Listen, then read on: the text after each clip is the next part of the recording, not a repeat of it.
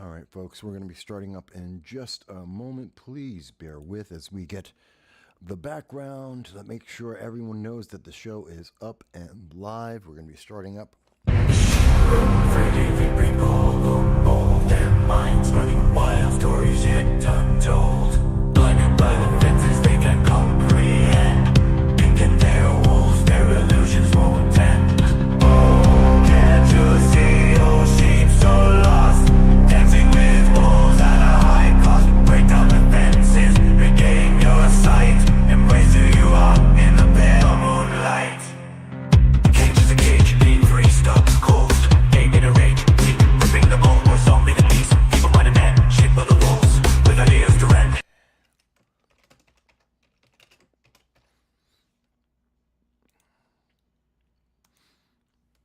All right, everybody, we are here with you live. That's right, this is No Soundbites Allowed. I am happy to be here with you. It is Sunday, December 31st. It is the last Sunday of 2023. It is New Year's Eve. And I am happy to be here with you to talk with you a little bit about what's going to be happening. Are we prepared for 2024? I don't know. I'm not sure if everyone is prepared for that, but let's have that conversation. Now, for those who may be seeing this channel for the first time, we do long form political commentary, and we are happy to have you be part of our audience as we have that discussion, as we go through the issues that affect us all across the globe, because we reach out every Sunday at 2:30 to hear everyone's voices if we can, as long as the internet overlords don't shut us down. Because we believe in the First Amendment. We believe in free speech. We believe in hearing your voice. It is not just an American principle, it is a birthright of everyone in the world, even if the internet overlords don't like it, even if your government doesn't like it, it doesn't matter. We will hear you. And you can be able to reach us. As you see, Dal has just jumped in, first one, saying, hey, it's the New Year's Eve roundup. That's right. Thank you, Dal, for being the first one to comment today. You too can comment, whether it's here or on Rumble. We will be checking the Rumble channel on a regular basis. It's on Facebook, on Twitter, on a few different formats. We are happy. Leave us your comments. We will be checking for them. Let's have a conversation. Are you ready for 2024? That is a really, really important question, and I'm not sure that most people are. I think that most people, we think we are ready, but the questions, the issues that are going to be affecting us all, nobody really has a good grasp on it. I mean, that's why we have, of course, the New Year's resolutions, but we don't really hear about New Year's resolutions from our governments. Never really hear that part of it, do you? No, we never really hear about the things that are affecting us all in terms of our trust in our government. Do you have more trust going into 2024 that there will be safe and secure elections, that your vote will matter, or will it be nullified, as we are seeing in Colorado, what we're seeing in Maine? What about in the United Kingdom? We know that Rishi Sunak seems to be on his way out. Who will be replacing him? Will it be the Conservatives, the Tories, or will it be the Labor Party, the equivalent of Democrats and progressives here in the United States? And how is that going to affect all of us here in the United States? How about this? Are you ready for the food shortage that is going on in 2024 and going into 2025? That's right. Not just 2024, but 2025. We've been hearing people talk about World War III. There has been a lot of conversation about getting ready for World War III. Matthew J. with the Matthew J. Show was just tweeting about that today, earlier on Twitter, or X, whichever you want to call it. And there's a lot of people who are worried we're about to go into World War III. But are we? Or are we in the middle of 3 regional wars that are happening simultaneously? And can our government, either under the Biden-Harris administration or any other presidency, can they deal with this? Are they ready for it? There's a lot. And are we prepared? Let's have that conversation. Let's wrap up 2023 and let's step into 2024 together, ready for what's going to be happening next. At least that's my goal. That's my effort here today. And we're going to try and have that conversation about that. If you think there's something I missed or should be talking about, please let me know. We are improving a few things in the show just to let everyone know. We are going to be fixing a couple of things that we've been doing in the past. We're going to have a better computer system and get the phone lines back on so we can take your calls in 2024. Should be in the month of January. So that's something to look forward to. We have a new phone line just dedicated for that. In the meantime, until we get the new computer, please bear with me as I have to go through a little bit of back and forth to be able to give you the links to everything that we are doing. As you can see, and as you will see, there we go. Everything that we do, all of the links that we'll be showing will be in the descriptions so that you can follow it for yourself and to see the full image to make your own decisions. We're not progressives here. We're not here to tell you what to think. We're here to just give you the information you probably aren't hearing from CNN or MSNBC, ABC News, the New York Times, even Fox News. They edit so much that is essential for you to know. Dow goes on to say that medicine shortages are going to be happening in 2024 as well, as the Communist Party of China have curtailed raw material shipments for over-the-counter medications, still pumping fentanyl into our cartels and into the United States. Yes, China is in fact doing that, and we'll bring it up in a little bit, but China has made the announcement today when they were speaking about Taiwan, when President Xi Jinping of China, the Chinese Communist Party, when he made his global announcement, and he said, they're slowing down. The recession is real. And it has been happening since the August of 2022, but now China is starting to feel the brunt of it. As the United States, the economy has gotten worse and worse. Inflation has continued to be high, up about 16%. As you have less and less money to do anything except pay your bills, well, that's impacted China. We're buying less, we're manufacturing, having them manufacture less and less of our goods. And that means they're going to slow down, so they're slowing down everything. That includes the over-the-counter medicines that we have manufactured in China because of cheap child labor. That's what communism can bring you, cheap child labor, and that's going to negatively impact the United States in medications as well. Thank you for bringing that up, Dal. You are absolutely correct. By the way, if you're wondering, Mike, why is it so hard to find the channel? Why is it so difficult to see some of the things you've done throughout the year? That we've gone through 6 seasons, 6 years of providing this channel. We counted this season 5 that we're ending right now, but we've actually been 6 years in a row doing the live stream, speaking to you all across the world. And people say, well, Mike, why is it I can't find that? Censorship, suppression, and you will see that massively in 2024 as more and more people want to talk about the election. They want to talk about the election process in the United States, and you will see that suppressed, if not eliminated, by the mainstream news media.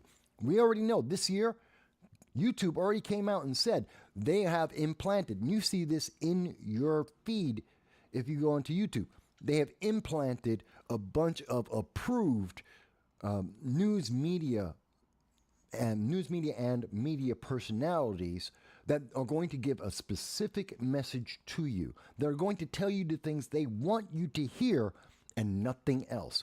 They will avoid everything else that they don't want, that they think will change the way you vote, because they have an agenda. They have a goal. Now, I'll say it up front. I'm a conservative Republican. Yes, black conservative Republicans exist. They are real. There's more than just me out there, more than me and Ben Carson. There's quite a few of us. But here's the thing. They don't want you to know. They want to silence you. And as my friend Larry Sharp mentioned on Twitter today, they wouldn't need to censor us. And they wouldn't be trying to pass laws to censor you, to put the government in control of what you can and cannot say, whether it's a governance government disinformation board or the various laws that they're trying to pass, they wouldn't need to censor you if you weren't important, if your vote didn't matter, if you didn't make a difference, and you do. Let me be very clear about that.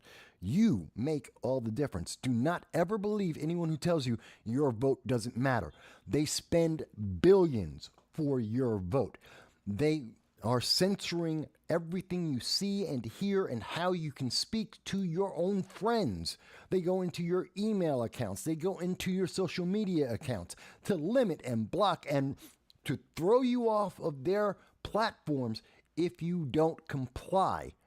Yes, your vote matters a lot. And in 2024, it will matter even more. That's not true just in the United States. That's true in what we're seeing in Taiwan with their elections, what's happening in the United Kingdom with their election for prime minister. James Lucid is with us. Doing your own research is considered dangerous these days. Well, that's very true. But it is essential. It is something that we used to do on a regular basis in the 1950s, 60s, 70s, 80s, even into the 90s. People did their own research. You didn't just take whatever a candidate said verbatim. You didn't listen to the talking heads verbatim when they gave you a 30-second, one-sentence summation of massive issues affecting your life. We actually needed more information. Because they knew if they only gave us a soundbite, we knew they were probably lying, that they're hiding information, that they are omitting information from us, not telling us all the truth. And that's why this channel exists. This is why so many people are on social media, why we have seen that the news, trust in the news media has plummeted to all-time lows. And at the same time, alternative sources of news, like myself, many credible sources out there, have increased in the number of views they have and the number of channels and diversity there. And again, using credible news sources to provide you the information that you can then think about and make a decision. Never just blindly go forward. Thank you for that, James. So James is with us. And again, you too can be part of the conversation. I am more than happy to hear everyone. And for those who are new on the channel, who are unfamiliar with us, I am more than happy to hear you say, Mike, I do not agree. You do not have to agree with me. Just because I am black, just because I am Hispanic, just because I'm the one speaking, does not mean you don't have a voice. You do. If you think I missed something, if you think I'm wrong, tell me. This is a conversation. That's how conversations happen. And I know we've been taught in our colleges, in our high schools, that you're not supposed to debate someone because if they say, this is how I feel, there is no other answer.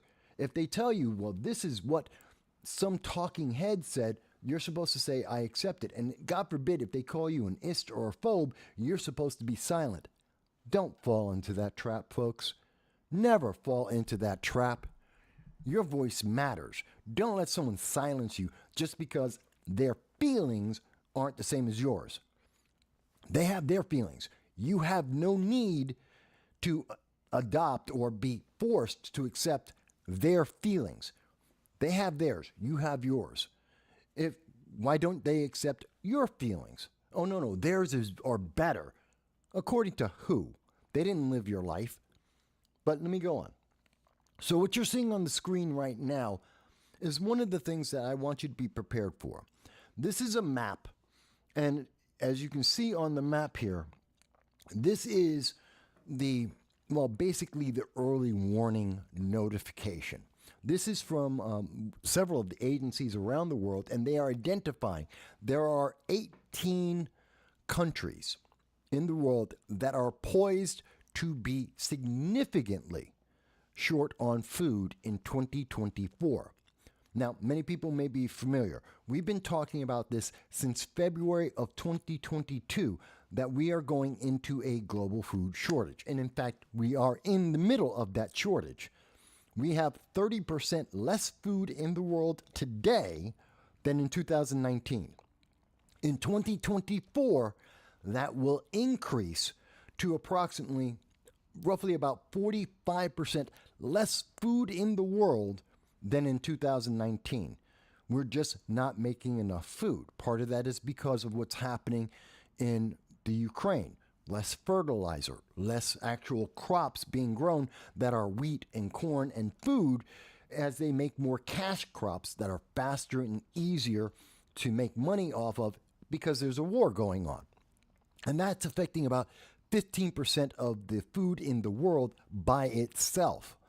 And as this continues, you're going to continue to see that shortage, as well as various weather patterns and other factors that have energy costs is another big, massive impact.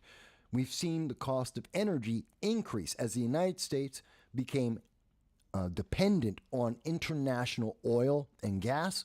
Well, what was the result? Energy prices went up. We had to compete with our allies instead of selling them energy. We had to compete for that energy. The cost of fuel to run the farm machines went up, which means many farmers went out of business or were unable to have crops as big as they would have in the past because they didn't have the money to pay for the fuel for all of the equipment. Therefore, less food in the world. Everything I've just mentioned is continuing to happen as we go into 2024, which means, and by the way, when we talk about this, many people think, well, we just have to get through the winter and then the food will be there. No. And unlike many of the young progressives coming out of colleges like Harvard and Yale, food just doesn't show up in a store. I know.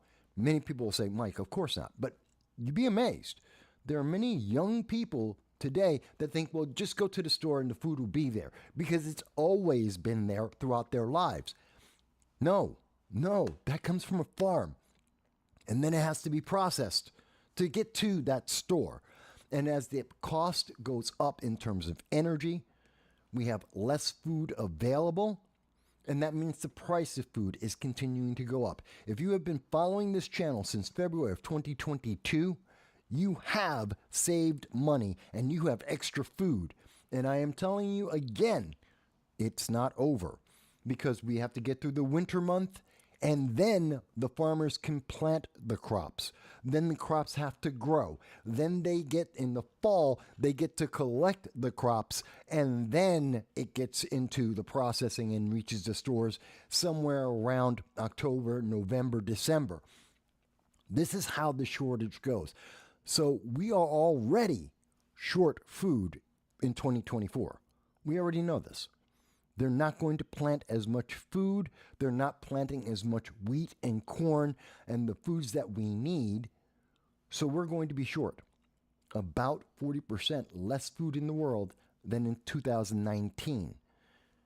And that's going to continue until at least 2025.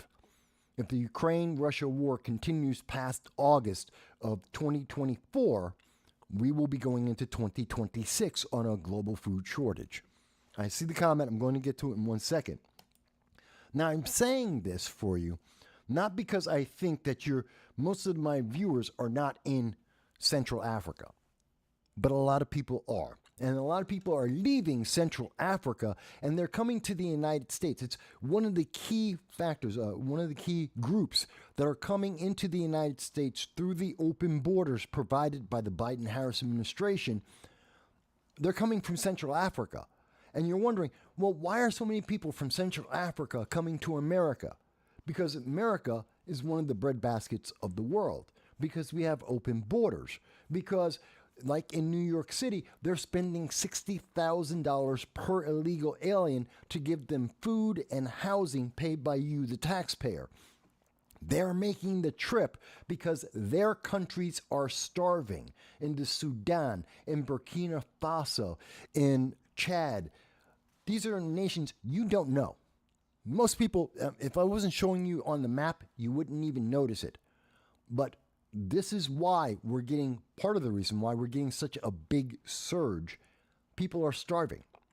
Even in South America, by the way, Central America, Honduras, which is now one of the leading nations coming into America, they're starving as well. Same thing in Venezuela. We are seeing these surges because of food, which is partially because of energy costs, partially because of war. But the net result, less food in the world, more pressure on you if you happen to be in a first world nation. So let me go back to some of the comments here. Dow says that seeking truth, curiosity, and dissent are revolutionary acts of extremists. So says current administration bureaucrats and government leadership. Yes, they think that me telling you to prepare for a global food crisis that we are already in, that is already recognized by global leaders in multiple countries, the fact that it is actually happening, and I'm telling you to be prepared for it, is considered insurrectionist nowadays. It's amazing. Now, let me add something else to that I think is very important. It's not just, oh my God, there's not going to be food and I'm going to starve. No. Most people won't. If you're in Central Africa, if you happen to be in Central America, if you're in Afghanistan and Pakistan, yes, that's probably the case. But everywhere else in the world, you're going to have less food and it's going to cost more money. What we have been recommending since February of 2022, you can go back in almost any live stream we have done over the last 2 years, you can check, and what you will hear us say is, every time you go to the store, buy 10% more food, buy more rice, more flour, more wheat, foods that are canned or that will last a longer amount of time, pastas and rice. Just get foods, staples that will last a long time that you can stockpile. And don't panic. Don't panic. Don't do what we saw in 2020 when people made runs and then there was nothing left for anyone. And prices skyrocketed and people were trying to gouge prices. Don't go through that. If you don't panic, and if you simply just buy 10% more and more of the staples, you will be okay. Like many in our audience have been. They have saved money. They have been able to feed their families and to donate. And think of it this way. If I'm absolutely wrong, if suddenly somehow a miracle happens, and it would take a miracle at this point to feed Central Africa, to feed Central America, to feed Afghanistan and Pakistan, somehow, miracle, manna came from heaven, and I'm completely wrong, and there's enough food for everyone in the world, you will have a surplus of food that costs you less that you can now donate to the homeless. That's some of the things you can do. You can donate it to a church. You can donate it to the homeless. You can have it and save it for a rainy day. You still are doing well, and it saved you money.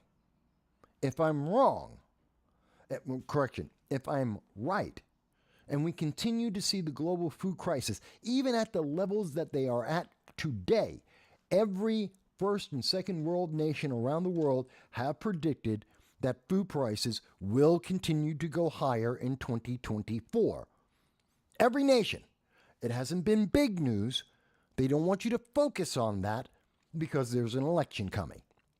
Democrats and the left-leaning news media do not want you to think about the fact that in 2024, food will be more expensive than at any time since the Biden administration has been in. In fact, food is more expensive today, going back even to Obama.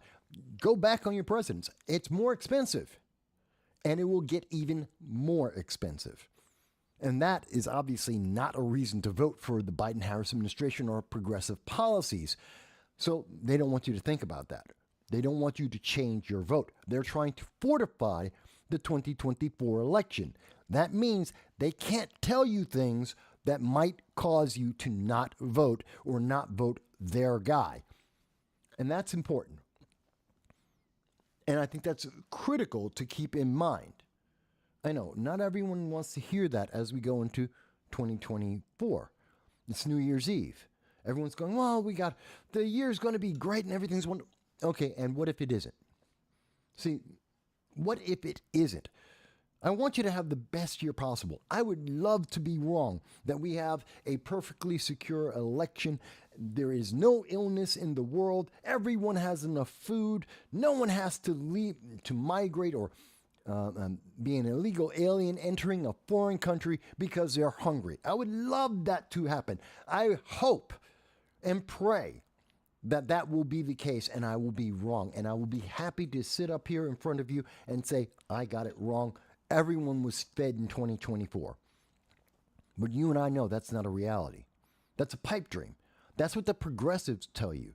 That don't worry, feel good. It'll be okay. They promise. Just don't think about it. And by the way, vote progressive. That's what they do. I'm not here to do that to you. It's just not worth it. It's not worth it to lie to you and say things are going to be better than they're actually going to be. It's just not worth it. Bear with me 1 second. I need to check. Bear with me. I just want to check on Rumble. We should be live on Rumble. There we are. Okay. Just checking the Rumble feed to make sure that that's running properly. So again, I am very concerned about this food insecurity. And you're not hearing, and I think this is completely irresponsible of the world leaders, that they are not making you aware that there is a global food crisis and that global food crisis is going to continue. They can lie to you all they want. The global food crisis is continuing and it will affect you. I don't care which nation you're in. You may say, well, Mike, that's happening in the Sudan. That's happening in Afghanistan. That's happening in Honduras. How does that have any impact on my life? Whether you're in, I don't care if you're in France, Germany, the United Kingdom, the United States, people will say, but Mike, that insecurity, that shortage of food is happening in countries I have nothing to do with. Well, here's the thing. It does still affect you because because there's less food, it becomes more expensive. So everyone is going to pay more. And because many people in Central America, in Central Africa, in the Middle East aren't going to be able to feed themselves, they're going to become refugees. They're going to become illegal aliens going to where the food is, into nations like America or the United Kingdom, throughout the EU, throughout all of Europe, to try and get more food. And with the open door policies of the European Union, open door policies that we see in the United Kingdom, the open door policies in the United States under the progressive movement, they're coming in. We have 8,000 migrants, somewhere between 7,000 and 8,000 illegal aliens are coming to America as we speak. They started marching in Mexico, in Temecula, Mexico. They started marching to the United States border. 7,000 to 8,000 illegal aliens. That's the caravan. That's a migrant caravan.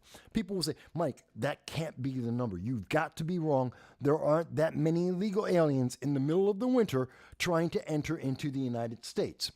And if you'll bear with me, where did I move that? I have that story. Where is it?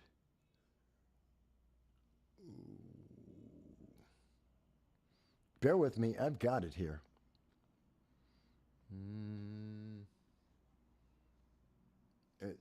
I hate my computer sometimes. I have so many stories that I follow that sometimes I lose track of where I put a news story. Here it is. And I know people will say, Mike, you're looking at Fox News. No, this is international news. And I tend to focus on the left-leaning news agencies just to make my point, to make sure you understand. Thousands joined. This is coming from overseas. I know CNN didn't want to tell you about it. MSNBC, they didn't want to tell you about it. The mainstream news media in America kind of glossed this over and kind of ignored this as they're starting 2024. Because they don't want you to think about, oh, there's going to be even more illegal aliens that are already breaking New York City. They're breaking Boston. They're breaking Chicago. That's a fact. They are breaking our country. They're breaking our cities. Billions of dollars that we don't have in each of these cities, are taking away the infrastructure. And now we're going to have even more coming in the new year. They're going to be here almost immediately. And again, you think, Mike, but you can't be. The first sentence, 7,000. 7,000. And there are reports that have put it as high as 8,000. There are towns in the world that don't have 7,000 to 8,000 people. We're talking about an entire town. And where are they coming from? Cuba, Honduras. They're coming from, I believe it was also Angola. These are the major countries they're coming from. Cuba, Honduras. Unstable, more progressive countries, if not communist countries in terms of Cuba. They're coming from nations that are going to starve. Did you notice? That directly correlates with the map that I showed you of the nations where people are migrating from, where they're going to have less food. They are also the illegal aliens. And none of them are coming in legally. These aren't people who said, I'm going to wait 18 to 24 months to get vetted, to try and make a claim of being a refugee. I mean, in the Sudan, sure. There's a civil war in the Sudan. 15,000 Americans remain at this second abandoned in the Sudan, given away, just thrown away by the Biden-Harris administration. Very similar to the 5,000 Americans at this second abandoned in Afghanistan, 10,000 Americans in the Ukraine, and of course, hundreds of Americans throughout Gaza and Israel, in particular, not forgetting that there are some 22 Americans that were taken as hostages. They're being tortured and sexually abused as we speak by Hamas right now. And Joe Biden doesn't want to tell you about it. The American news media does not want to mention that Americans died because of Hamas, because of terror on October 7th, that Americans were sexually tortured and are being sexually tortured and abused as we speak, as they are used as human shields as we speak. Because you might change your vote. You might not vote for a Democrat. You might not vote for a progressive who's saying, but Hamas are the good guys. Hamas, they're small versus Israel, which is bigger. So we have to, this is the mentality that comes from Harvard, that comes from Cornell University, Cooper Union, colleges in America. Since Hamas is small, they must be the good guy because they don't have the power. I mean, look, they're being beaten by Israel right now. This logic doesn't make any sense. Because if you think it through from the beginning, Hamas committed a genocide. They attempted to commit genocide. They attacked civilians.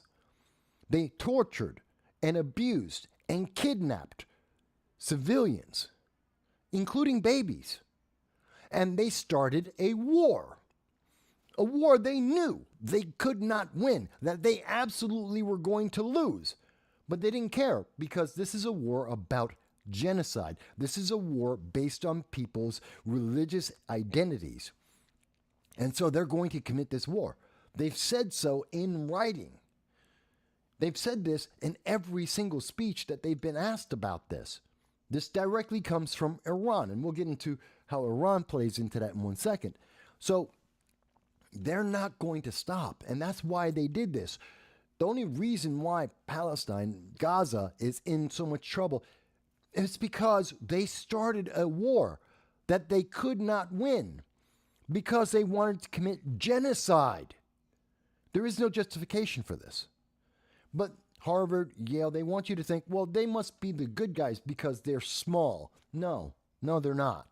They're not even close to the good guys. No matter what else you may think about it, don't confuse Hamas with good guys. And if you say, well, I'm in charge, I believe in Palestine, there is no such nation. But if you're talking about the government over the Palestinian people who are in Gaza, That's Hamas. Again, the terrorist organization. The terrorist organization that we have shown you video from Hindustan Times, from credible news agencies, showing Hamas taking the food, the water, the fuel that has been donated with your money. They're going and taking it from the civilians so that Hamas can continue to fight and have a genocide. They are literally being funded by governments under the terms humanitarian aid, and they're taking that money and they're leaving their people starving. Hamas is letting the Palestinians starve so they can say Israel is a bad guy, give us more money, as they buy more rockets from Iran to attack and try to genocide Israel. That's what's happening right now. And again, this adds to the global crisis in terms of food. It adds to the global crisis of illegal aliens trying to enter into the European Union, the United Kingdom, and the United States in particular, amongst other countries. This is huge. Now, I missed a couple of comments in here. Dow said, seeking truth, curiosity, and dissent. Oh, I did read that one. Dow mentions Chicago is building internment camps. Well, they're not internment camps, but just like in New York City, they are building temporary shelters, emergency shelters, like at Floyd Bennett Field in Brooklyn, New York.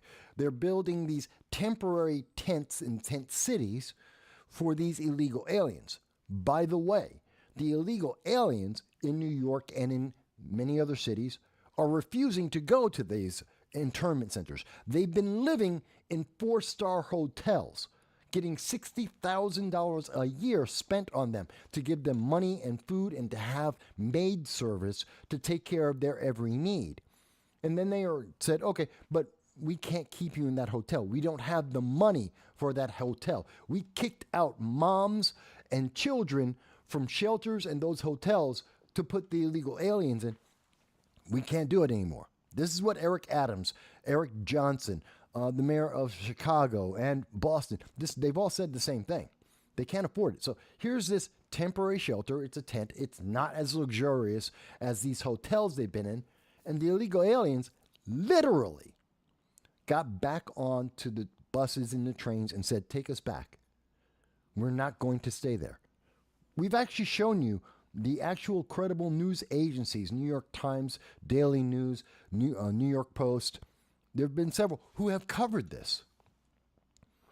This is what the illegal aliens are doing. It's insane. So these temporary shelters are failing, but yet the money is still being spent. No one's giving you a refund on your taxes that are going to these illegal aliens. And again, the cause of this is a global food shortage, in part, as well as politics. Dow goes on to say, China, let's see here.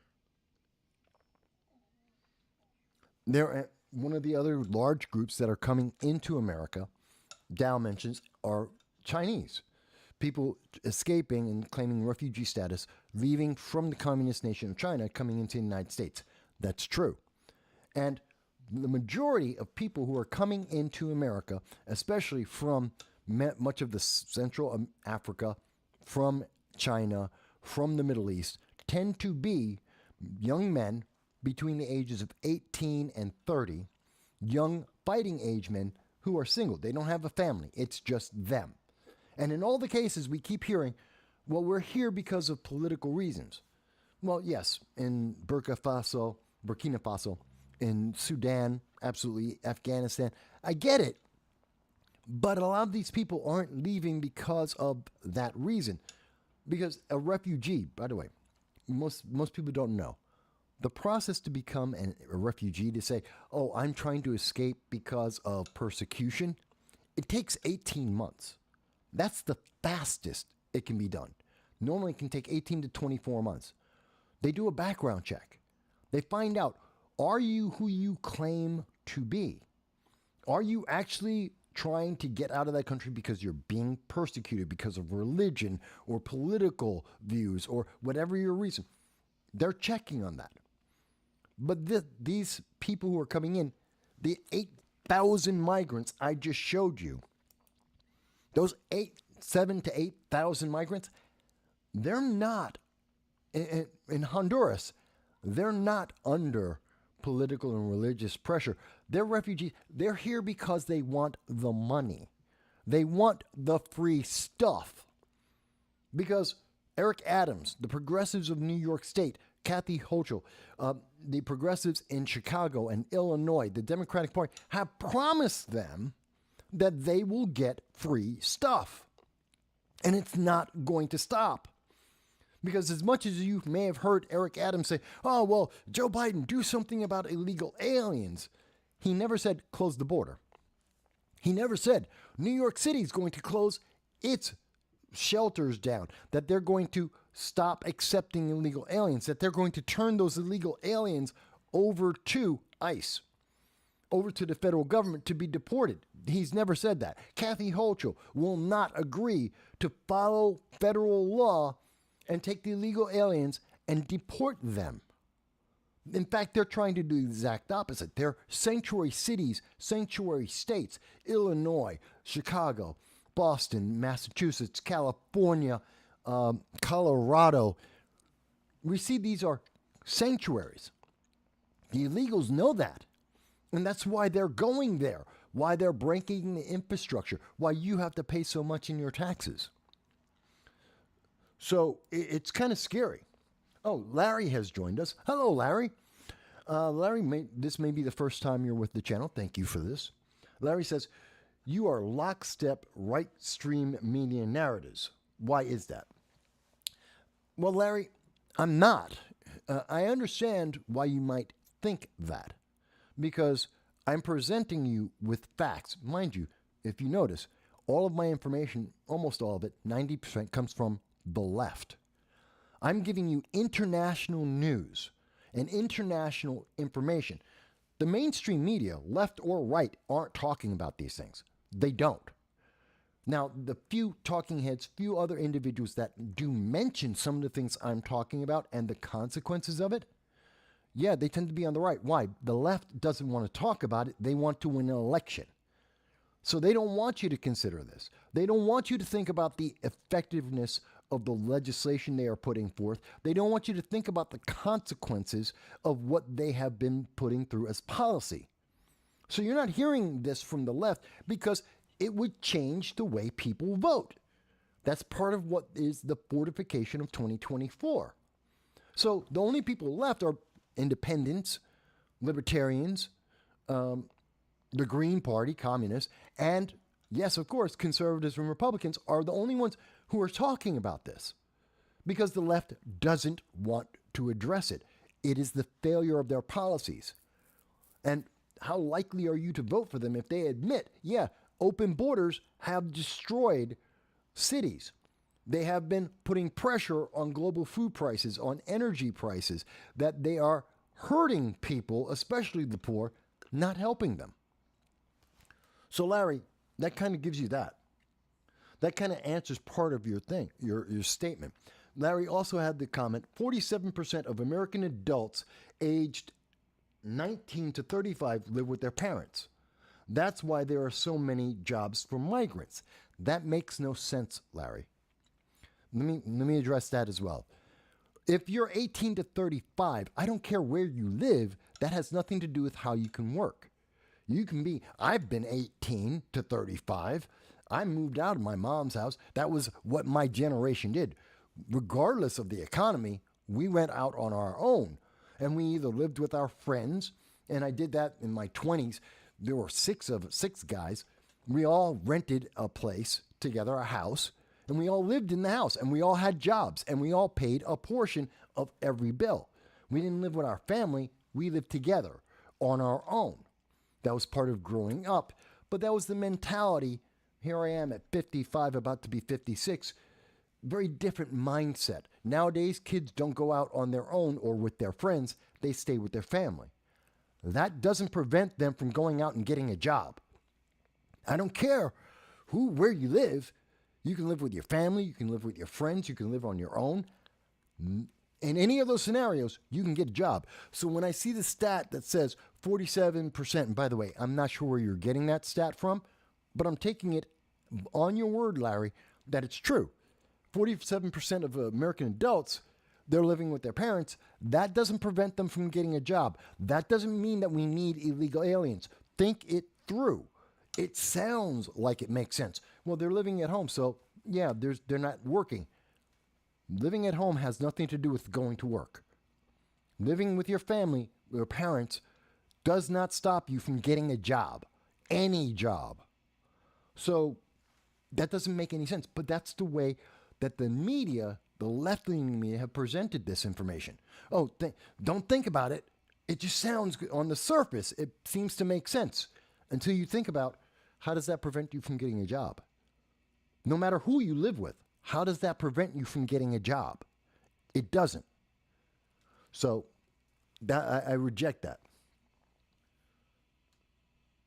Okay, and Larry goes on to, and this is important, parent-funded adults don't want to work. You're right, Larry.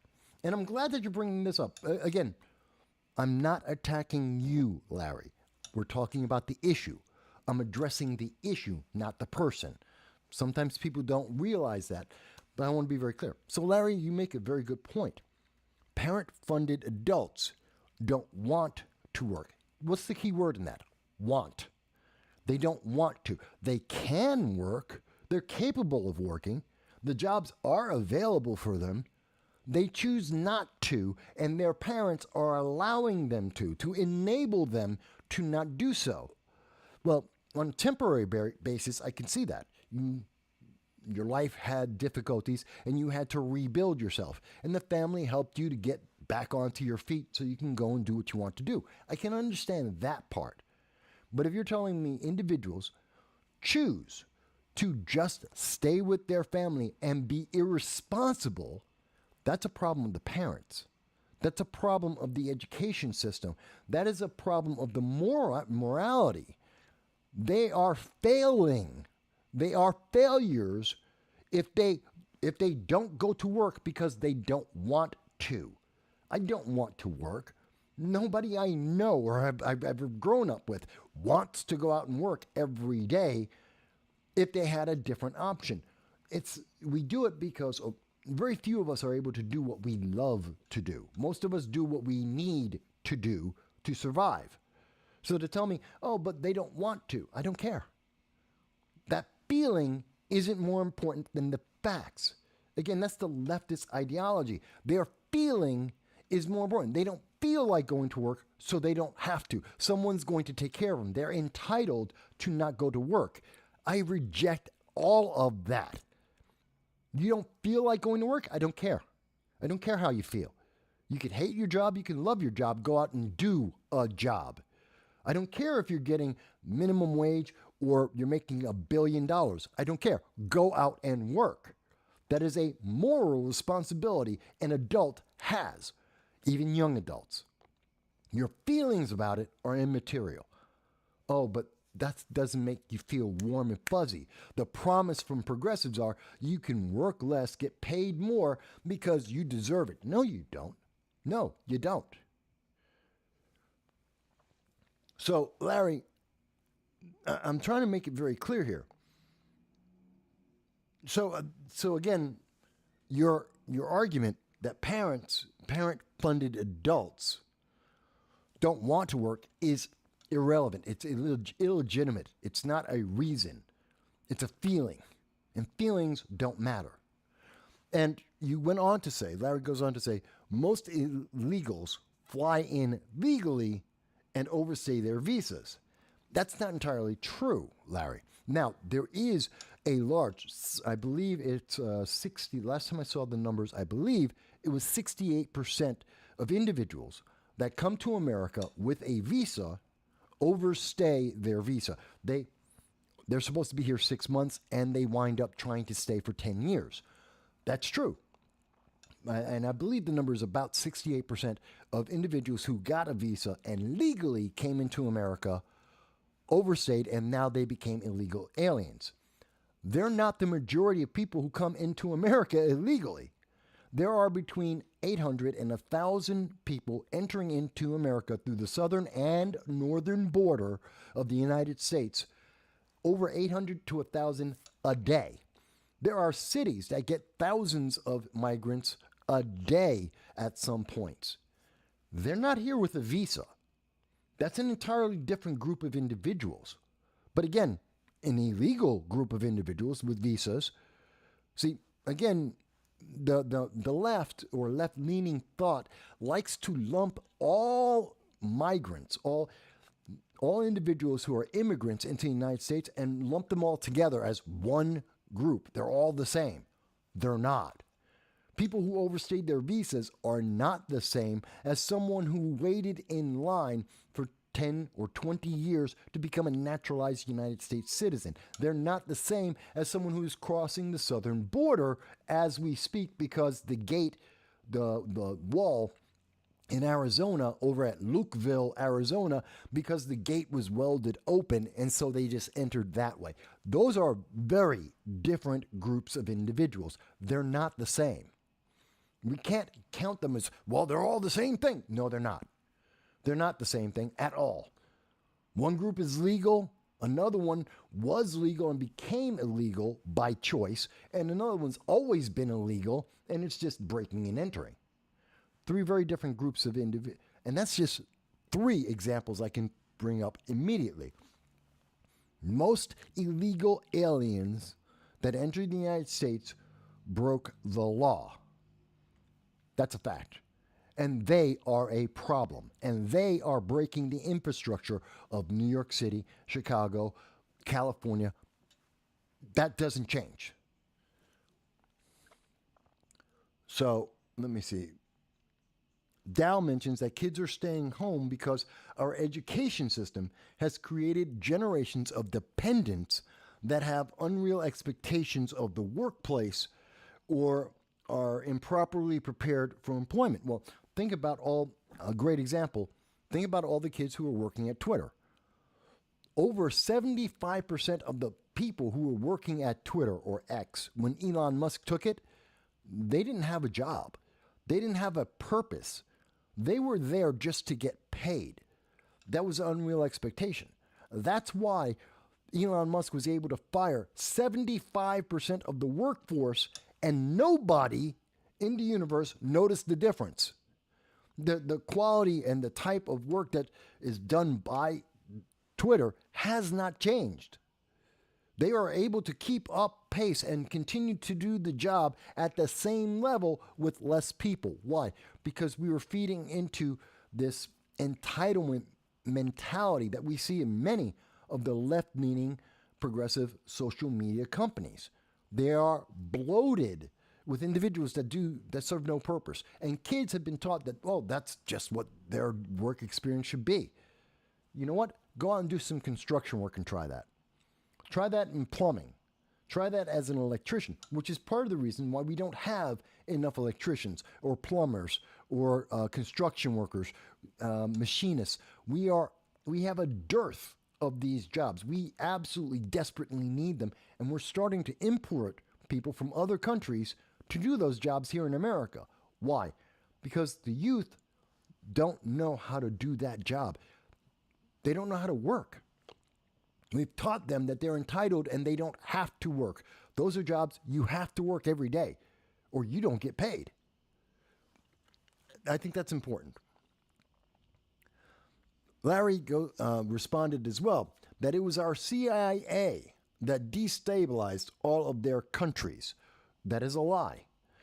Currently, in Burkina Faso, and I covered this year, the reason why Burkina Faso is having civil war is because of ISIS and Al-Qaeda that escaped from Afghanistan because they were released by Joe Biden, and they went into Burkina Faso and started a civil war. That had nothing to do with American CIA.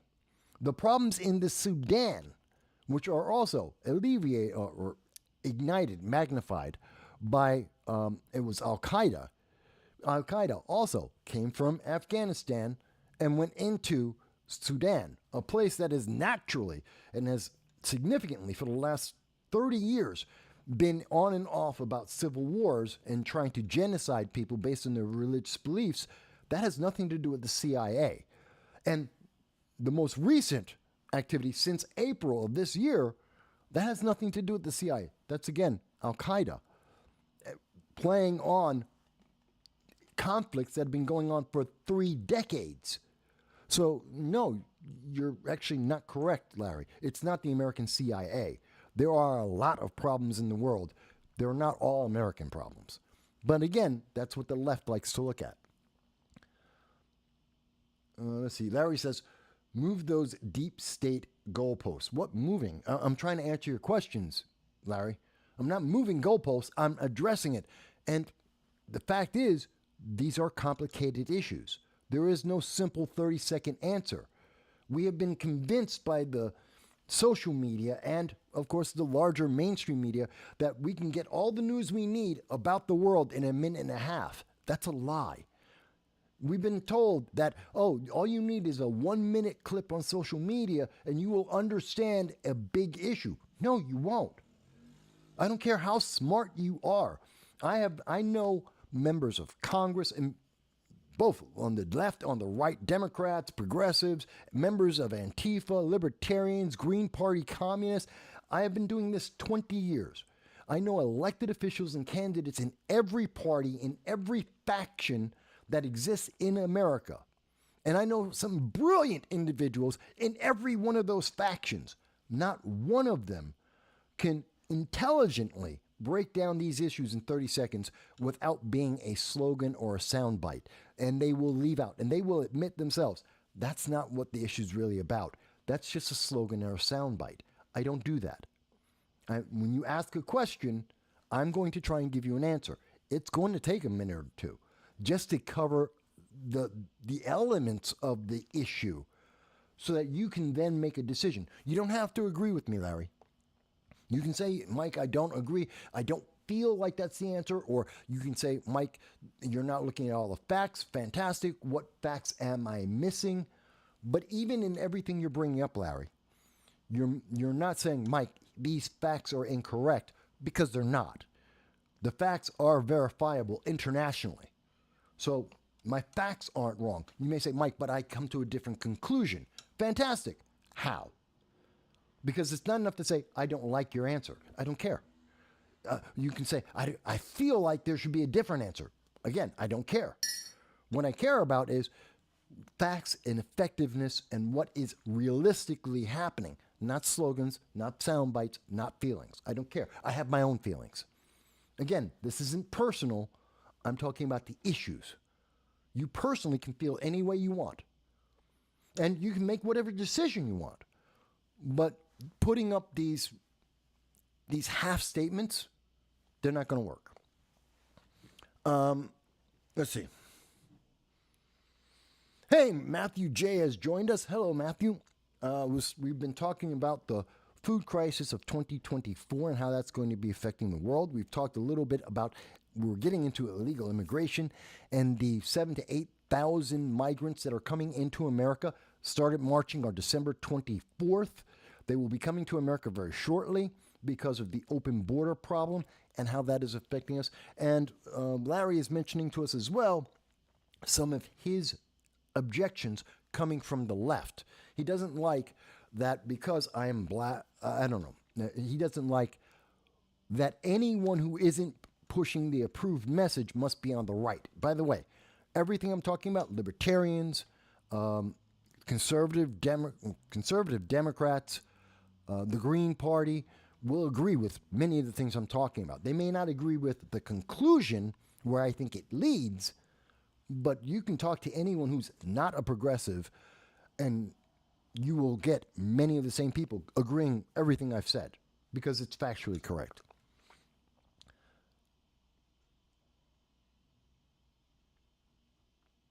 I'm still catching up. So Matthew J. says, what does 2024 look like? And we're kind of getting to that. 2024 will have a food crisis, which means more food inflation, energy inflation. Inflation is not going to go away. Inflation will be at least at the same level, up about 16% versus 2020. Inflation will either remain or increase. We are hearing, again, it's an election year, so we always hear this, that the recession is ending, we're going to have a soft landing. I disagree with that. Again, the same people who are telling you right now that the economy is going to have a soft landing and that inflation is under control are the same people who changed the definition of what a recession is. In August of 2022, we told you America had entered into a recession, and it was a recession looking to last until 2025 at the earliest. And we have seen nations around the world go into a recession. In fact, China is now saying, as of today, that they are now in a recession. They're wording it carefully. They won't use the word recession because that has certain triggers that are attached to it. There's policy that goes with when you're in a recession. No, this is an election year. So they're saying there's going to be a soft landing in the economy. What are we landing from? From a recession. They leave out that part. They don't want to talk about that part, that their policies failed. And they're saying we're recovering from those failed policies. But again, I don't think that's true. In the same way they won't admit that the economy failed, they're trying to say that it's recovered because it's an election year, to make them sound better, to get you to vote Democrat and progressive, because otherwise you wouldn't. If someone were to be honest with you and say, no, inflation is not going away, it's not going down, and in fact, it'll probably increase. To tell you the honest truth that we're going to see more international pressure, not less, that illegal aliens are hurting cities and poor people, diverting money that could be going to the poor and the homeless is going to illegal aliens. They don't want to, the left doesn't want to deal with that because then you won't vote for the left. I'm more honest. I'll tell you the truth. If you're poor, part of the reasons, and you're in a major city, part of the problem is the fact that you're spending the money you have, the taxes they're taking from you, aren't going back to help fix the poverty issue in New York City or Chicago or Boston or California or Colorado or Washington State. They're not going to fix the poverty issue. They're going to take care of illegal aliens. They're cutting police departments again, not because crime went down and not because they're trying to protect you. It's because they can't afford the illegal aliens and they're taking the money. Instead of hiring police officers to protect you, they're spending the money on illegal aliens, which means 2024 will have more crime. We will have more illegal aliens. We will have more crime.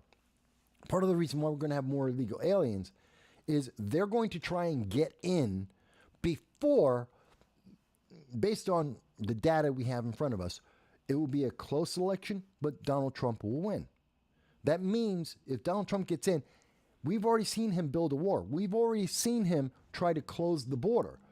They're trying to get into America before that could possibly happen, before the laws change, before the election has an impact. They want to get into America as soon as possible.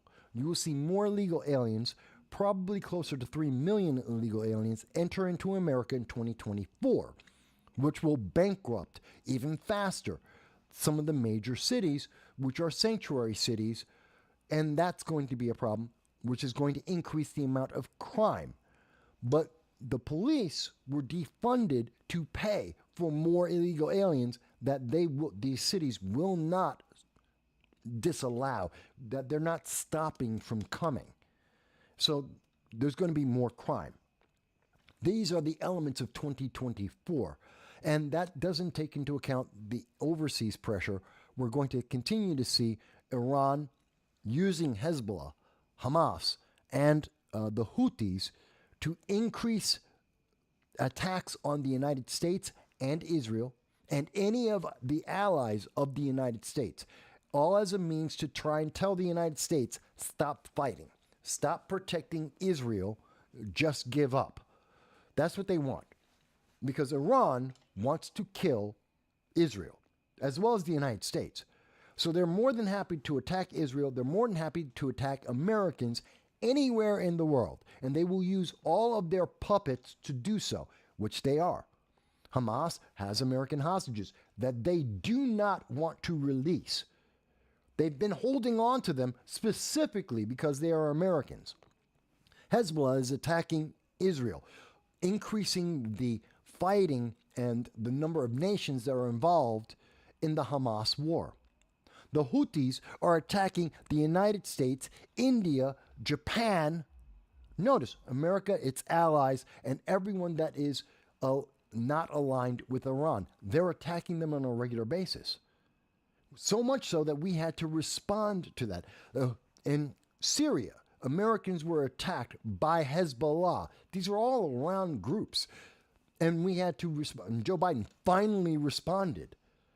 Americans have been taken hostage. They've been murdered by Hamas. We've had the Houthis attacking American ships, attacking American commercial vessels, attacking the commercial vessels of our allies, and attacking our military in Iraq, in Syria. And finally, Joe Biden this week, finally, after all of that, he finally made a response. That's crazy. They are showing, Joe Biden, Kamala Harris, they're showing weakness. And these guys are saying, we can do all of that before you do anything? Before there's any kind of response? Oh, well, then we can just keep on going. There's no one telling us not to continue. There's no pushback. Think about that.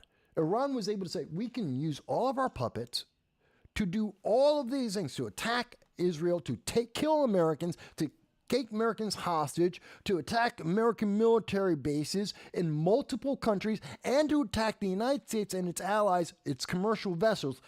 We can do all of that before we can expect Joe Biden to take one F-16 and drop a bomb. Yeah, that's a trade-off they'll do every day of the week. So that kind of answers, where are we going in 2024? It is not World War III. It is 3 regional wars.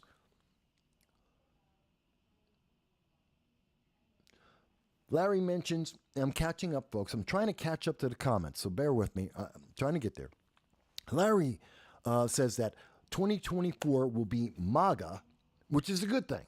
Larry, you do understand MAGA means it is an acronym for Make America Great Again. Why do you not want America to be great? Can you give me a reason why America should not be as great as it possibly could be? Is there a reason any nation would not strive to be the best it possibly could be? How is that a negative, as you have just said in the comments here, Larry? You said 2024 will be MAGA. That's a good thing. Make America great. How is that negative? Please explain that.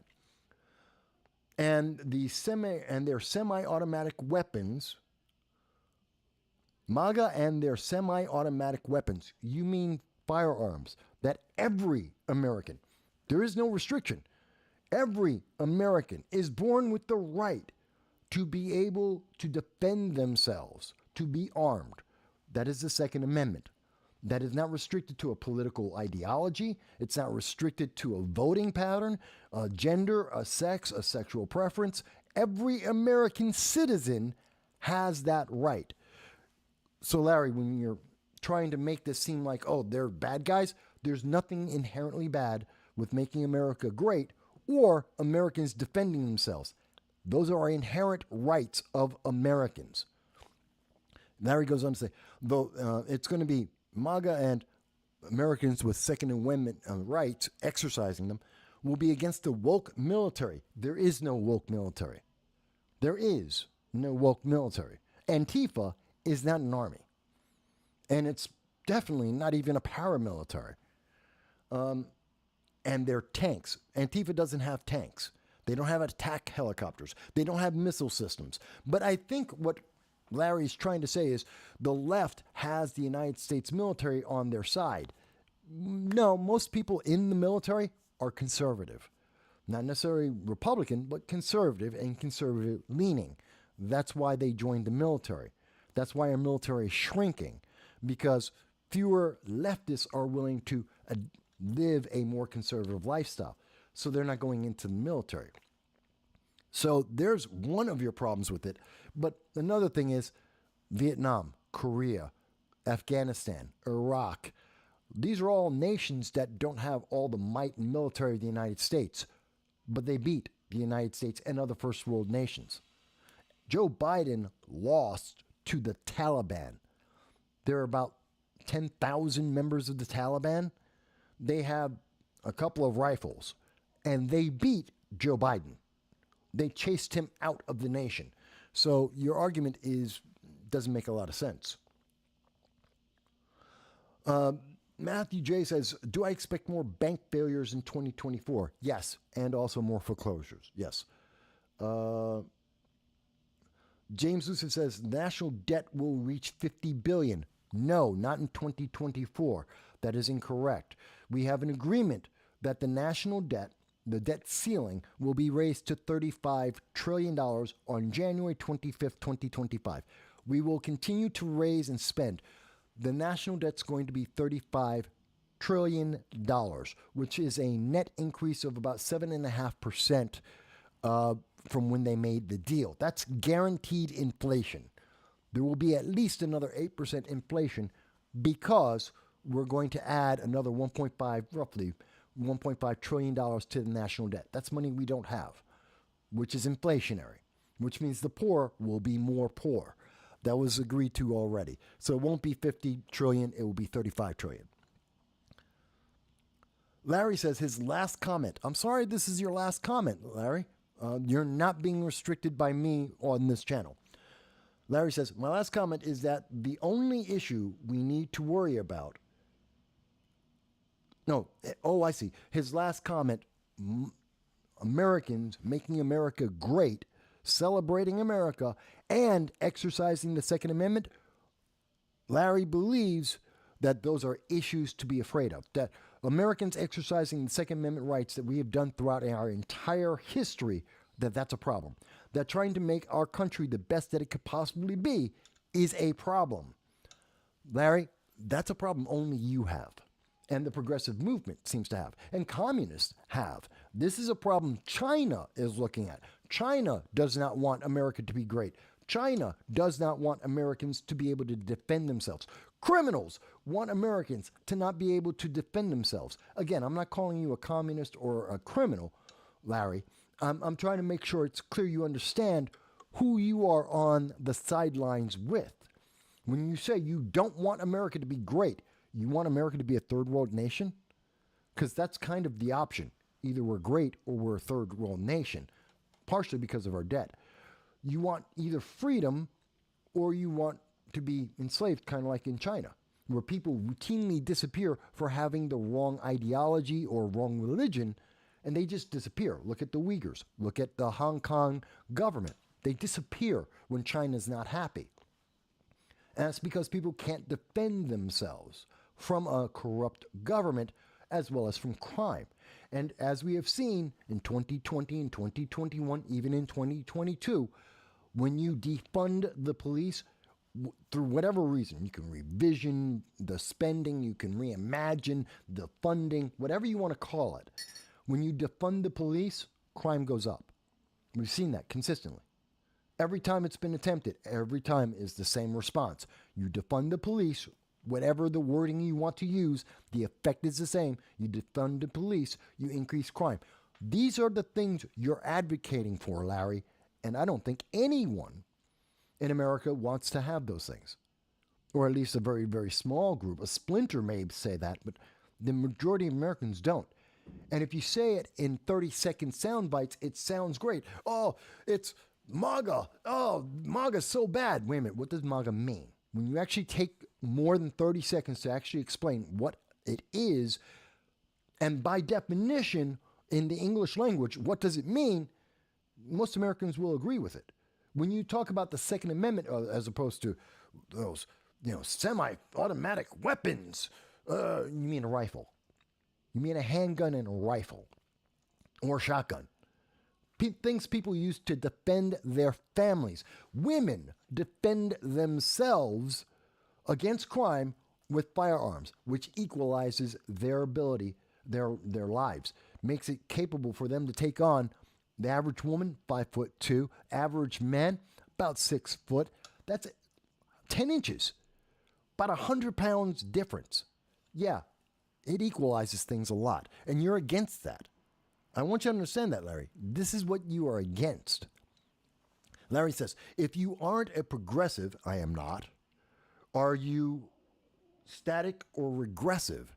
I'm sorry, those aren't actual political positions. And that's not accurate. Again, you're trying to use wording to get a different imagery there because you're trying to equate being progressive means you're moving forward. That doesn't necessarily mean that's what it's doing. It means you're moving to the left. See, the wording, and I love it, the wording is often used to try and evoke an imagery that does not pertain to the reality of what is happening. So, Larry, you said, if you aren't progressive moving forward, he means moving forward. The definition, moving forward. The political definition is moving left. Not the same thing. Moving left isn't moving forward. So he's saying being progressive, moving forward in time, moving ahead is a good thing. I would agree with that. That's not the political definition you're using. The ideology is moving to the left on the political spectrum. Are you static? No. No one is static. If you're alive, you're not static. I don't care what your position is. Being independent isn't being static. Being a libertarian, being part of the Green Party, the Democratic Socialists of America, that isn't static, but it's also not progressive. You're not moving to the left, but that doesn't mean you're not moving at all. And he then says, well, then you must be regressive. See, this is the negative connotation that's been thrown in there. This is how they try to punish you, folks.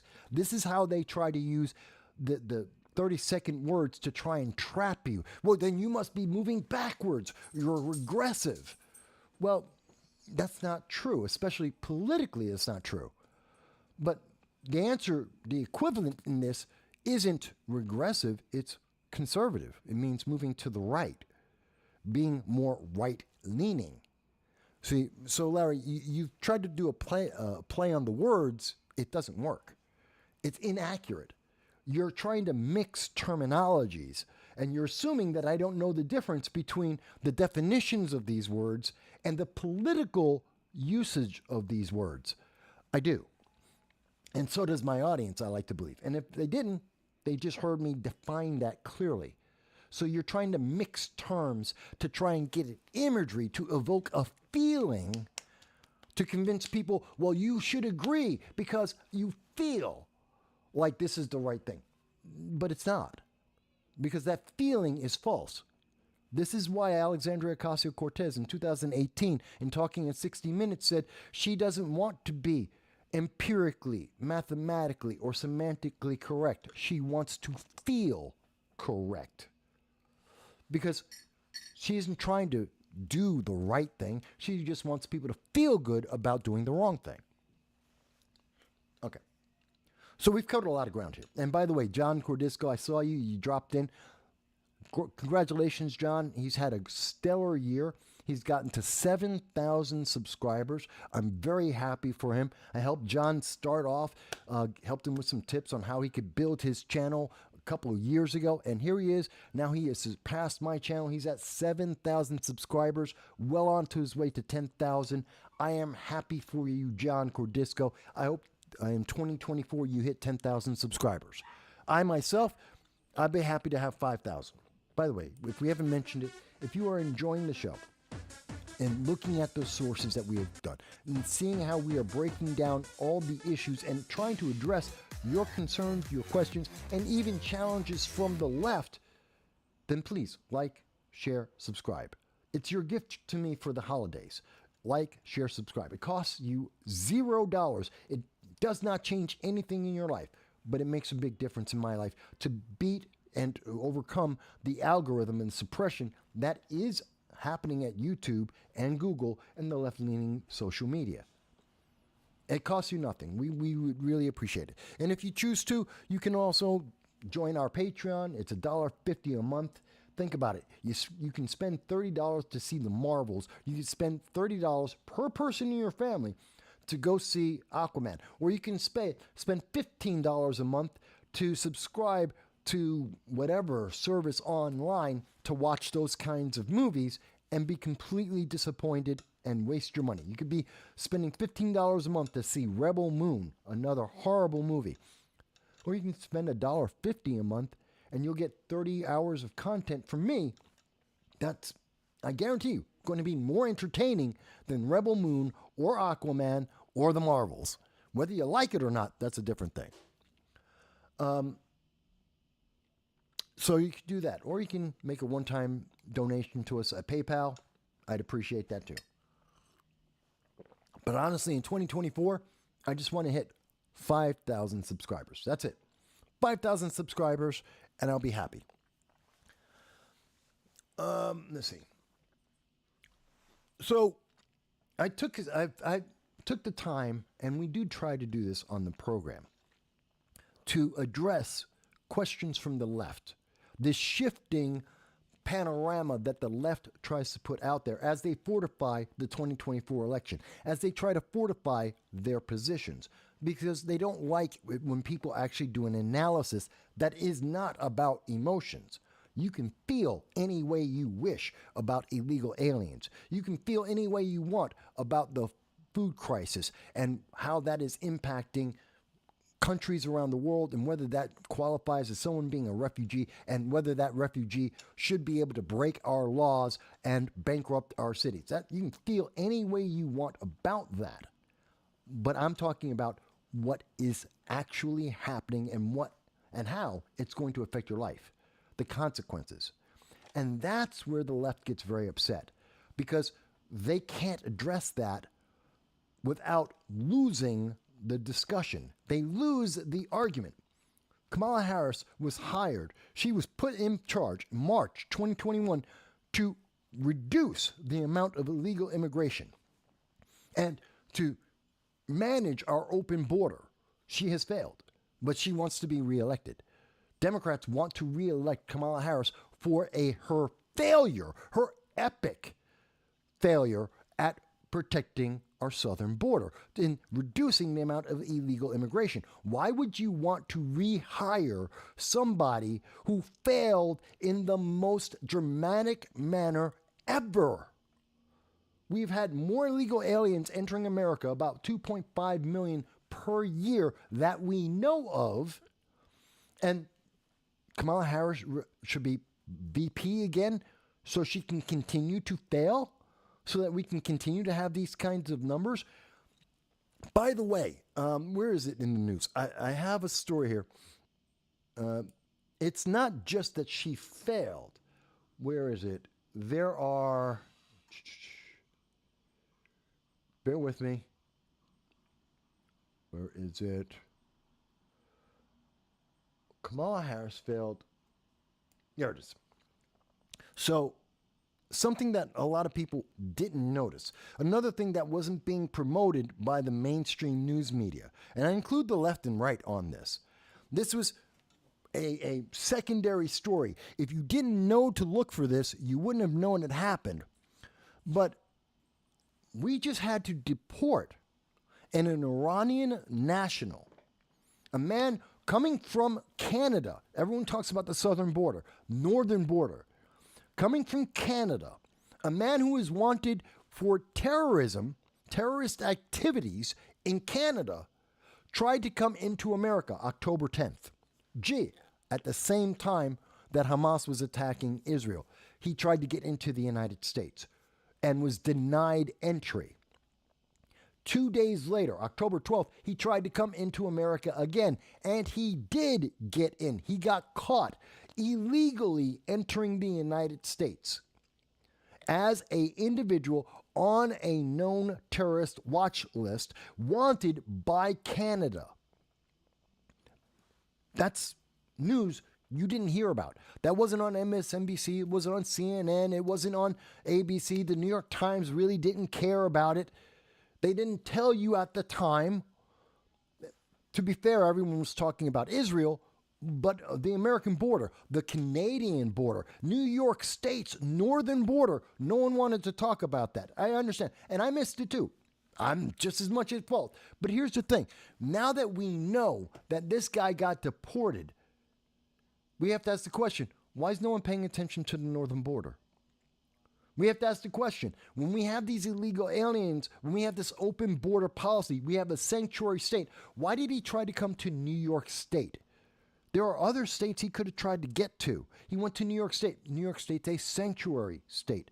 Kathy Hochul protects, the governor of New York, Kathy Hochul, protects illegal aliens. We're spending $60,000 per illegal alien to put them in hotels, even as we kick moms and children out and put them onto the street.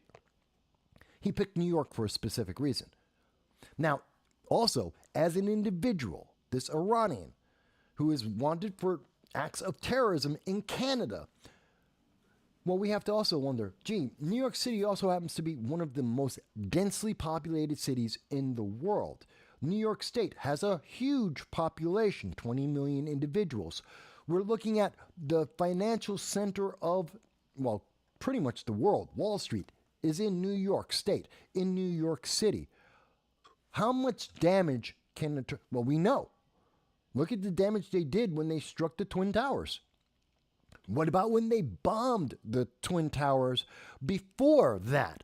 Most people don't remember that in the 90s, they tried to blow it up. They drove a truck into the garage area of the Twin Towers and they blew that up.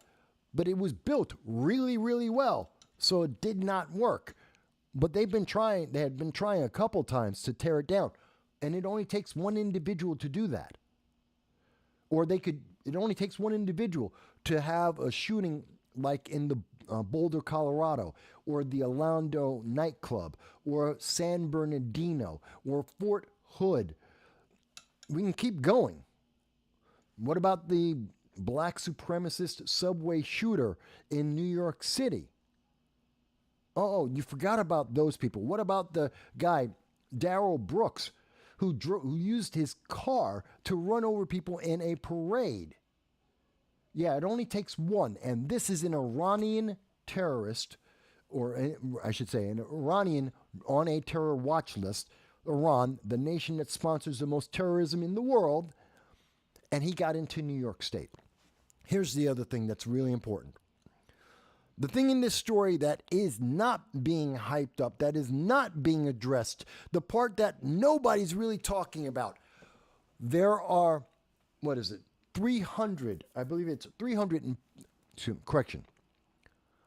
546 known or suspected terrorists tried to enter the United States in 2023. Let me say it again. 546 known or suspected terrorists tried to enter the United States. 172, including this Iranian, succeeded. That they entered into the United States, that we confirm at least 172 known or suspected terrorists entered the United States. Some of them coming from Canada, not necessarily from the southern border, with intentions that are not good, that we should have high suspicion of. 172 because of the open borders. This isn't major news by the mainstream news media. They ignored this. They didn't talk about this all year long. We did. We were telling you about this when Secretary Mayorkas was in front of Congress talking to Darrell Issa, and he admitted that there were over 142 known or suspected terrorists that entered America. That was in May of 2023. Now it's 172. All it takes is one terrorist to commit an act of terror. We have 172 that entered America that we know of out of 546 that were trying. You think it's not overwhelming numbers? But the mainstream media does not want to talk about that, because if you consider that we are getting these waves of illegal aliens entering into the United States, and this is happening in Europe, this is happening in the United Kingdom. I may be talking about the United States right now. This is happening in the first world nations of the world. It's Again, that terrorist was in Canada. The Iranian went to Canada to come into the United States because they didn't want to be detected, because they couldn't get off of a plane from Iran into the United States without being immediately seized and removed. No, they went to Canada to come into the United States, but he could have committed acts of terror in Canada too. How long was he in Canada? How many people, how many cells could be in Canada right now? Or they go into the United Kingdom. They go into France. They go into Germany. This is a problem we are seeing happening around the world.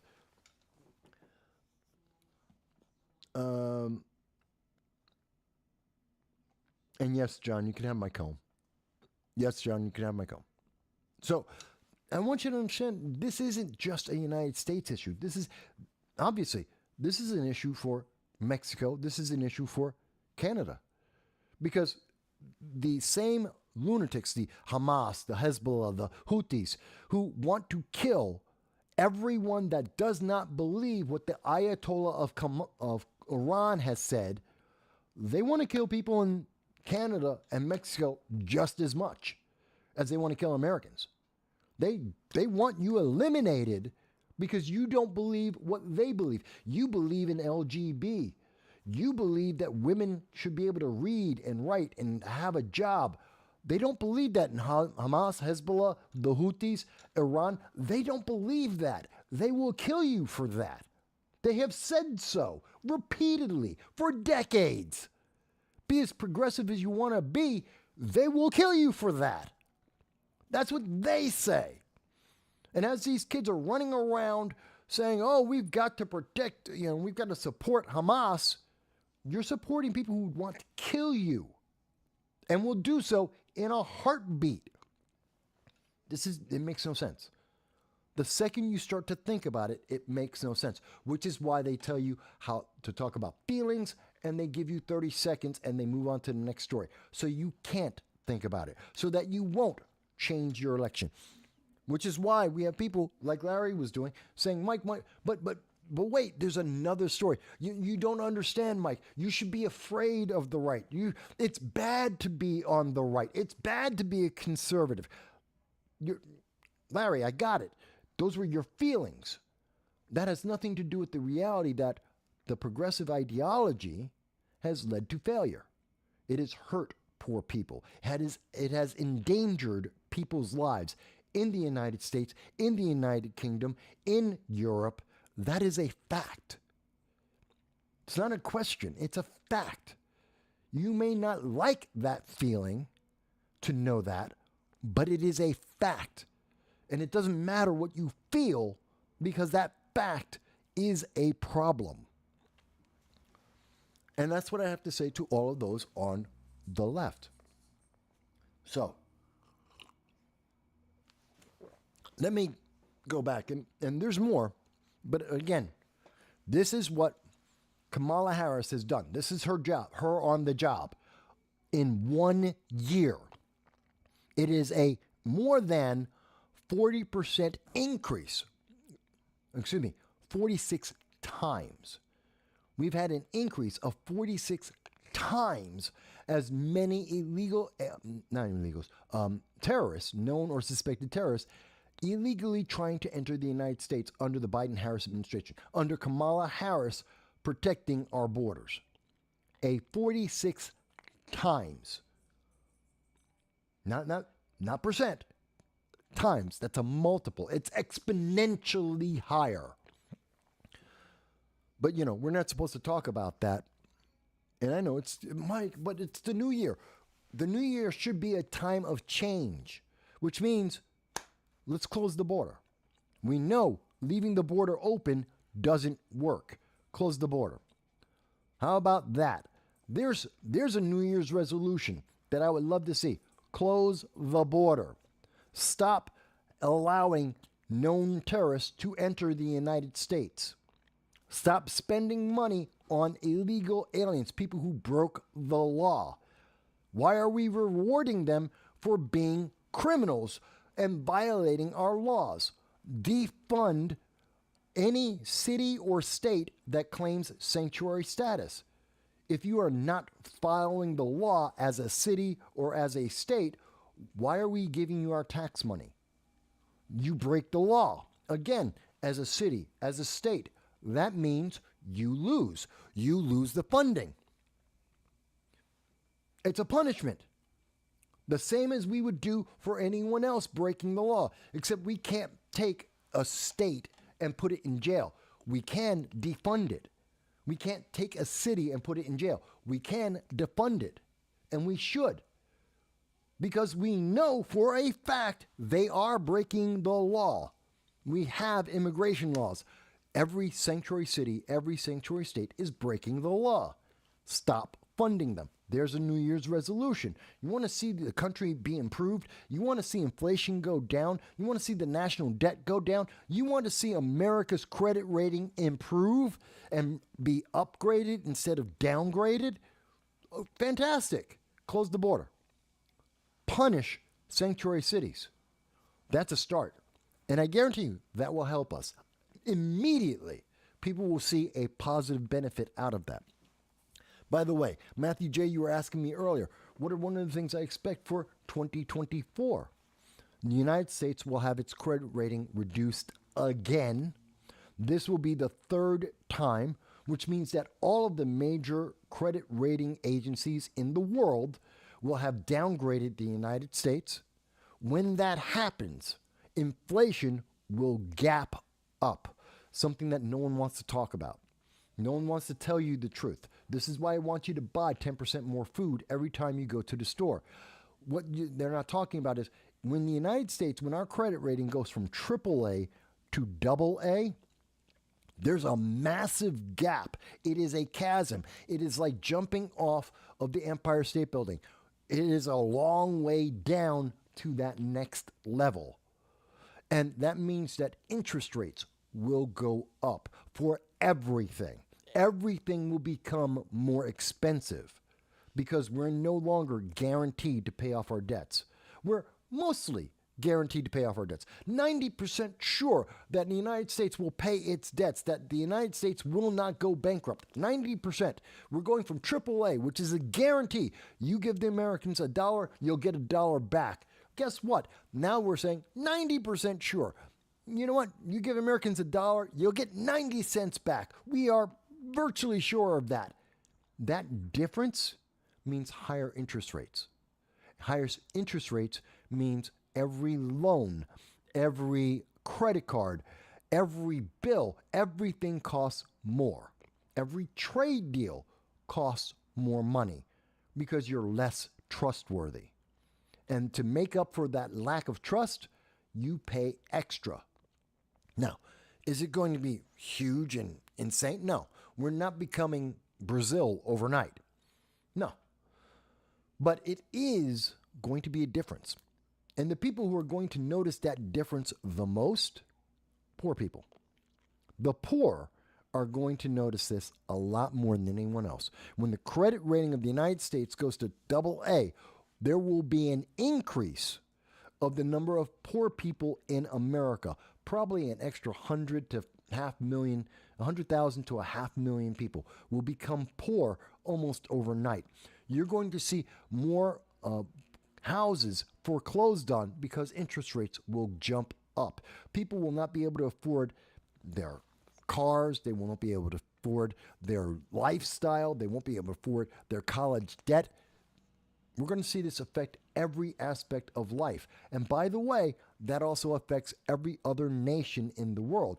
Our trade deals with the United Kingdom, with Europe, France, and Germany, they're going to be affected as well. It's going to have a negative impact because the more poor people we have in America, the less they can afford to do anything except live and pay their basic bills, the less money we're going to spend on, I don't know, wine and cheese, anything that is made or created or imported from Europe and the United Kingdom. Everything becomes more expensive. And that's going to hurt their economies. And this is happening while we are in a recession that we're being promised, it's going to have We're going to have a soft landing. It's all going to be fine. Are you sure about that? Because you've been promising a lot of things. None of them have come true. You promised us that Bidenomics works. It doesn't. Unemployment has gone up. Inflation is up. Interest rates are up. There are how many businesses that have had layoffs? What, just in this month, 30,000 more people were laid off by Google. And they're telling us, but don't worry, it's going to be fine. Just don't think about it. Just keep your head down, say nothing, and vote Democrat. And it'll be okay, because they will take care of you. Maybe. You hope. Hey, happy life. It's always good to have you on. Thank you for joining us. I hope you're going to have a good new year. I hope your trip to Asia is going to be sooner than later, because that's getting kind of crazy out there. So let me go back to something. So we know that 2024 is going to be a difficult year for a lot of countries. I mean, people may forget, but we still have the Russia is still having a problem with the Ukraine. There's still a war going on there. I know nobody really talks about it anymore. Occasionally we hear about the funding. We have to fund Ukraine against Russia. Russia is winning. They have been winning since almost the beginning. The net result. Any individual battle, yeah, Ukraine, they've taken back cities. They've fought hard. They've protected themselves. They're losing. Like they were expected to lose. It's taking longer, but then again, I expected this to be a 10-year fight, we were told this would be over in a month. Ukraine will win in a month. Ukraine will win in 3 months. Ukraine will win in 6 months. Ukraine will win in 18 months. We keep getting the same message from the left, the same progressives that keep telling us, don't worry, just wait. We just need more time. Everything is always, whenever something fails for the left, Thomas Sowell brought this up.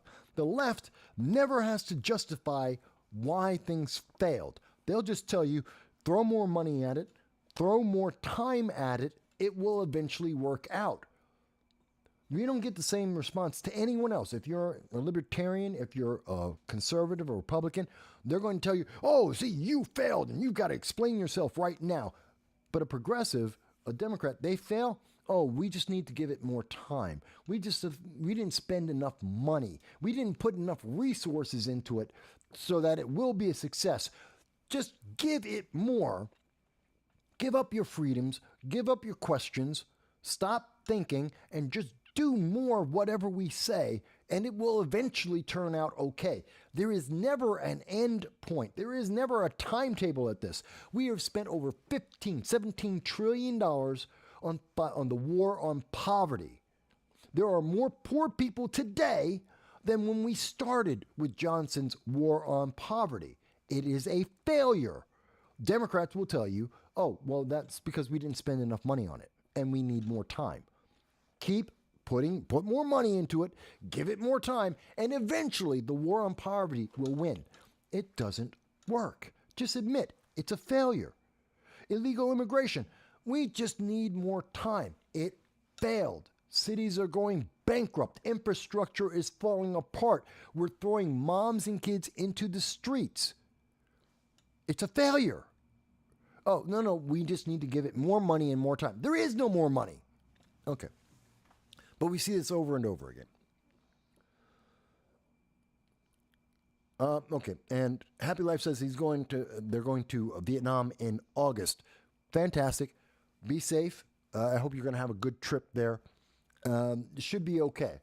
Again, my time frame is, I believe, you will see China starting its fighting in about 2028. So hopefully I'm wrong. Okay, so we're talking a little bit about, and so Russia, where is it here? Come on, you stupid. Moscow, Russia isn't just, it's kind of like China. China isn't just threatening Taiwan. China is threatening Japan and South Korea, and currently in big time fight with the Philippines. They are bullying these nations and trying to throw its weight around, using also North Korea on a regular basis in terms of the nuclear weapons they're able to make, and also the firing off of the hypersonic missiles. North Korea is also helping to intimidate all of Southeast Asia. And that's what China is doing. It's not just on one. Same thing with what's happening with Russia. Russia isn't just fighting into Ukraine. They're also massing troops through Belarus into Poland. They're getting ready to, or threatening to go into Norway. They have Moldova that they are also affecting. There are multiple fronts that are happening here. I know the media likes to just keep, but just talk about Ukraine, just Ukraine. Just look at that one little spot. No, it's the entire Western European region. It's affecting Estonia, Lithuania. It's affecting Latvia. They're all actively militarizing before our eyes. The news media just wants to say, okay, well, we're just talking about Ukraine funding. Just throw money at it. More money at Ukraine. Money isn't going to win. First of all, they're not going to win the fight. Not because I think Russia should win. I don't. Not because I like Putin. I don't. But, Ukraine has always been a corrupt government. And they have problems. And they don't have the military, the size, or the training to be able to fight against Russia and win. Not in any short-term basis, that's for sure. They're going to lose. Let's admit that. Now, we're spending the money, and we're going to keep, and apparently under Biden-Harris, we're going to continue to spend hundreds of billions of dollars on a losing fight. Fine. If we're committed to do that, then let's do that 100%. But also understand we need to spend money on what's happening in Poland. What's happening with Estonia, Lithuania, Latvia. Let's understand what's going on with Norway and Sweden. Let's pay attention to what's happening in Moldova. We have to look at all of Western Europe, and we should be spending money appropriately in all of those places. Otherwise, we are going to fail just like we're failing in Southeast Asia. We're going to see unrest, and the conflict will increase, not decrease, if we don't pay attention to it. We have to support people like Poland. Our allies, see, Russia is watching what's happening, and they know. Everyone's attention in America, the mainstream news media, stopped talking about Ukraine, stopped talking about funding Ukraine, and everyone's paying attention to what's going on, not so much in the Middle East, but specifically with Hamas. And while everyone's attention is on Hamas, Russia gets to run rampant, that they get to ramp up all of their efforts and no one's paying attention.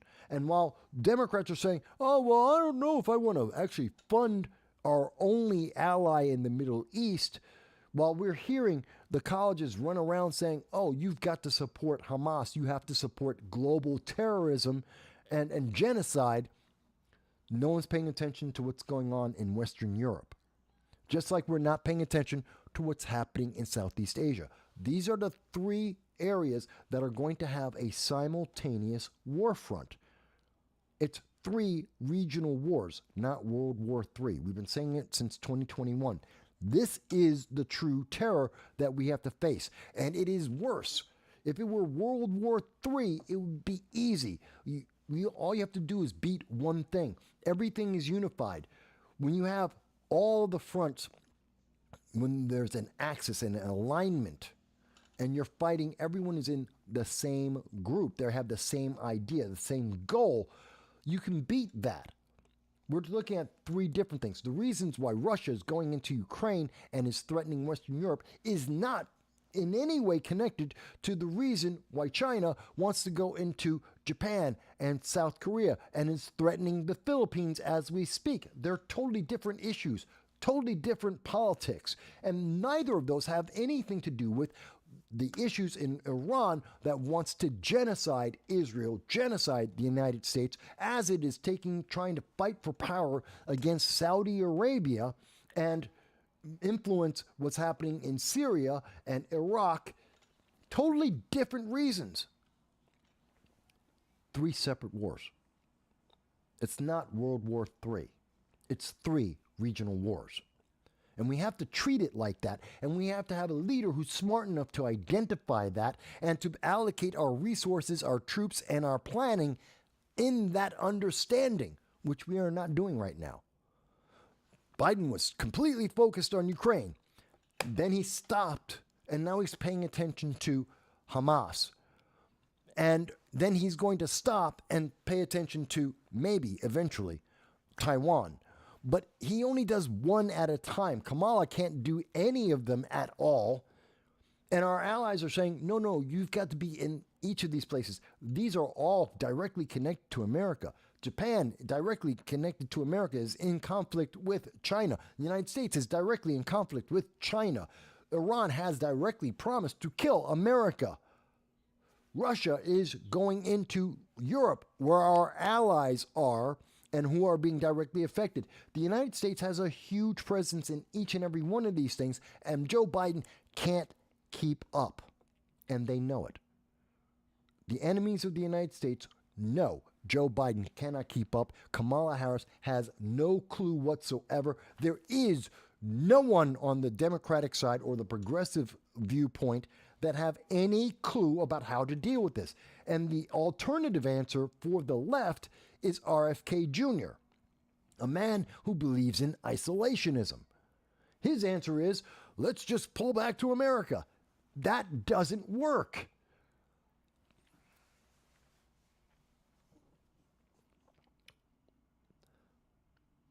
By the way, just to go back, Happy Life had mentioned, thank you, we have been talking a couple of shows now about Southeast Asia. We've been talking about the conflict, the pressures that are going on over there right now. And I'm glad to hear that it's helping you in your planning. And again, this is essential. I've said it before on the program. I'll say it again. For any American who is going overseas, whether it's for a cruise, a vacation, for business, for a life change, I don't care what your reason is. If you are going overseas and Joe Biden, Kamala Harris, or any Democrat, especially progressive, is in charge of the White House, you better have an entirely separate backup plan. Do not count on the United States saving your life. They won't. They're not going to come for you. Doesn't matter how many there are. They're going to leave you there to fend for yourself. Joe Biden did it to 5,000 Americans in Afghanistan to this day. 10,000 Americans in the Ukraine to this day. He did it to 15,000 Americans in the Sudan this year. And we are seeing it happen again to the Americans held hostage and sexually abused by Hamas at this moment. If you are going overseas for any reason, pleasure, business, lifestyle, whatever your reason, anywhere in the world, have a backup plan. Do not count on the United States government under the Biden-Harris administration or any progressive to come and save you. They will not. They will forget your name as soon as it is uttered. Think about what did Joe Biden had the opportunity to save a Marine who was who's been arrested and is under life imprisonment, I believe, by the Russian government. And so that's an American. Unjustly, the world has recognized this Marine is unjustly being held prison in a kangaroo court in Russia. You have Brittany Griner. And admitted, Brittany Griner, a lesbian black basketball player who admitted she broke Russian law. She was traveling with drugs into the country, got caught, and was convicted correctly of a crime she admits she committed. So we have a known criminal, a former United States Marine. The Marine claims he's innocent, has been declared innocent. The world has recognized his innocence, that he should be free. Joe Biden had the opportunity to get both of them out of prison. And instead of saving both their lives, instead of getting them both home, instead of going for the prisoner, and get him home, because Brittany Griner wasn't going to spend her life in jail. The Russians didn't want her. No, no, no. Joe Biden said she's black, she's a lesbian, she's an entertainer.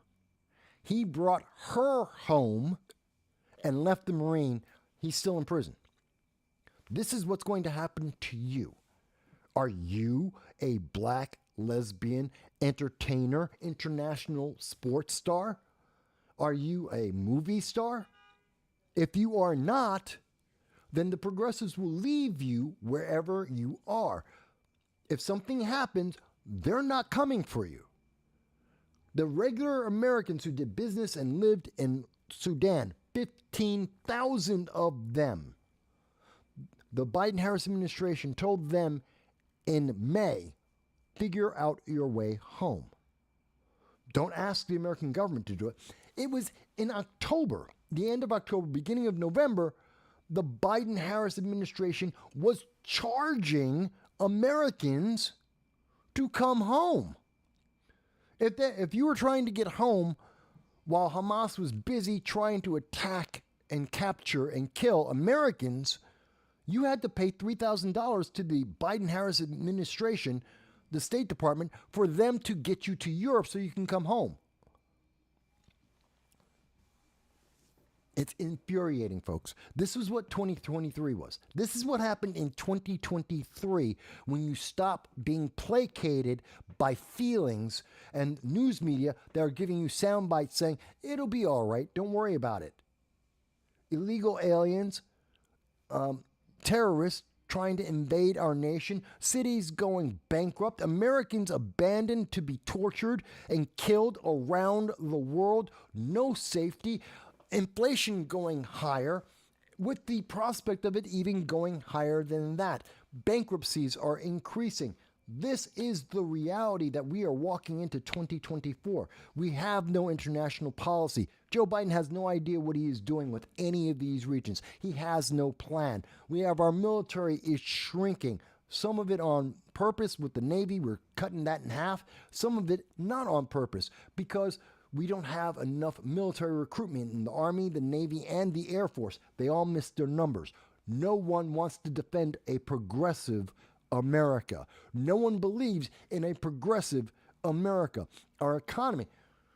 Talk about believing in a progressive America. America, as a capitalist, is AAA rated.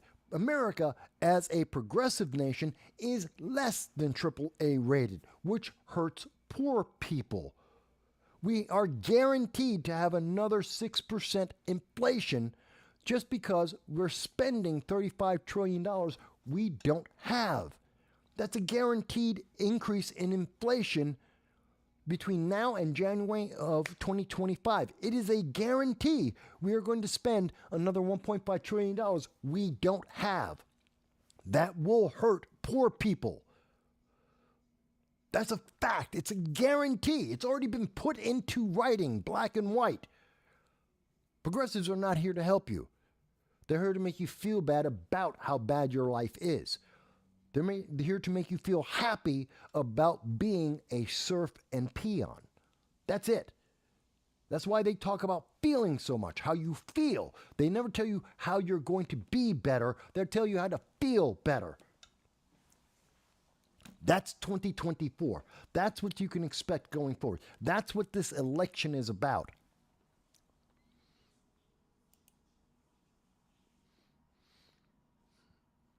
Let's see. Dow says, and all the while our own representatives play word games to gaslight the public to encourage compliance and complacency. Yeah, kind of like what we saw earlier with Larry. Oh, no, but Mike, immigration. No. There's legal immigration and illegal immigration. They're not the same thing. Can't put them together. But they like to play these word games. You're right. And, again, I've said, as I said to Larry earlier, who disagreed with me on the program, Happy Life has disagreed with me on the program several times. Dow has disagreed with me. Many people disagree with some of the things that I conclude. That's fine. I am not telling you you have to believe me or you have to accept everything I say because I said so. Just because I'm black, that's not a reason. Just because I'm Hispanic, that's not a reason. Those aren't reasons. That's a disguise. That's a smokescreen. That's a way to silence people, to talk about race and religion and sexual preference. That's a way to shut down someone's voice. It's not to have an intelligent conversation. You may not agree. That's okay. You can have whatever feeling about it you want. But if we don't have these conversations, I guarantee you it will get worse. And we are getting worse. It is getting worse as we speak. All right, let me take a look. And by the way, when I say that this is going to be an international issue, I'm not kidding. That this isn't just happening in America. It's not just Americans who are feeling the wrath of all these problems in 2024, or that the news media is trying to protect their elites. We see this is coming out of Rishi, blah. I am having trouble speaking. Rishi Sunak, the Prime Minister of England, is being crushed right now. All right. I thought I had the open version, but Rishi Sunak, his approval rating is dropping. Now, this is important for America. You should pay attention. In 2024, it's not just who do we elect in America, it's whom we elect in America. How will they deal with the rest of the world? If we already know, France, Macron, does not like America. He has stated that he wants to take Europe and ally them with China. He wants to be friends and allied with the Communist Party. He thinks that China is going to win. This is what Macron has said. He said in Europe, the EU has to divest itself. They have to remove themselves from dealing with the United States and start dealing with China more. He thinks China is going to win. Macron has made it very clear. We have Germany. They don't know what to do. They're stuck between a rock and a hard place. Our ally is the United Kingdom, probably our closest ally in history. And we're seeing the conservatives in the United Kingdom, in England, they're about to fail. Rishi Sunak is as much of a failure as we promised you he would be. We told you Liz Truss was a failure, that Rishi Sunak would be a failure. My pick was, of course, Kemi Badenoch for being prime minister. Probably would have been the best conservative, and it's not because she's black or a woman or that she migrated into England. No, none of that's the reason. Because she's good at what she does. Rishi Sunak, a rich kid, was there because he was the right kind of yes man. Liz Truss got into the prime minister, briefly visited the prime minister's seat for a month because she was a woman. Diversity does not equal success consistently in any country in the world. And putting people into positions of power because diversity has failed. Rishi Sunak promised that he wasn't just a diversity hire, that he wasn't just some rich kid that got a cushy job. No, he was serious, and he was going to protect the United Kingdom because of illegal immigration. He was going to get it done. He failed. He said he was going to help with the economy and to keep inflation down. He wrong. Again, fail. Name all the issues that he promised he was going to take care of, and look at all the failures. And because of that, the United Kingdom is about to do the exact opposite of what the United States is doing. As the United States is moving more and more towards President Trump, more and more towards moving the pendulum back to a center-right position where it historically has always been, we're seeing United Kingdom go the exact opposite way. They have a center-right leaning government, however weakly leaning right it may be under Rishi Sunak, and now they're going to go to the Labour Party. They're going to go to Democrats. They're going towards socialism. They're swinging against where the United States is, which means the United States is going to have a problem with our closest ally going forward. That's going to affect NATO. That's going to affect Ukraine and Poland. It's going to affect what's happening in the Middle East and in Southeast Asia with China. The more that we are seeing this pendulum move to the left, the further the United Kingdom is going to be from the United States president, assuming that it's Donald Trump, which 60% of people believe is going to be the case. So we're seeing that Donald Trump, he's going to run. And I'll get into shortly Maine and Colorado and the ballot. We'll get into that in just a second. But if we see this, so if we have a Donald Trump who is, you don't have to like Donald Trump. I don't care if you feel like he's a good or bad person. Absolutely meaningless. Donald Trump was effective. First, the only reason why he should be president is he effective. Answer is yes. Is Joe Biden? No. There you go. That's the election to me. That's 2024. Who's the most effective candidate? RFK? He's an isolationist. He's not effective. Joe Biden doesn't know what he's doing. He doesn't even have a plan. I'd rather have RFK than Joe Biden. But Biden's the guy who's on the Democratic ticket, and he has no idea what he's doing. He's not. He's out. You got Donald Trump. He's got a plan. Do you like the plan? I don't care. Is it a good plan? Maybe. Then I'll go with that. That's the best on the board, the best choice we have available. And the United Kingdom is going in the exact opposite direction. They're trying to double down on going towards a more like a Kamala Harris, more like a Rashida Tlaib, Ilhan Omar kind of prime minister. They're going to be working against the United States. Think about that. That has massive impact on what's going to happen down the road. Does China get more likely to invade Japan knowing that the United Kingdom will not back up the United States? Will Russia decide to double down on trying to take not just Ukraine, but Poland, Estonia, Latvia, Lithuania? Are they going to try and take these countries because the United Kingdom isn't going to follow a Donald Trump in supporting or not supporting the Ukraine? Does that make them more or less likely to do that? Same thing in the Middle East. These are important questions no one's asking.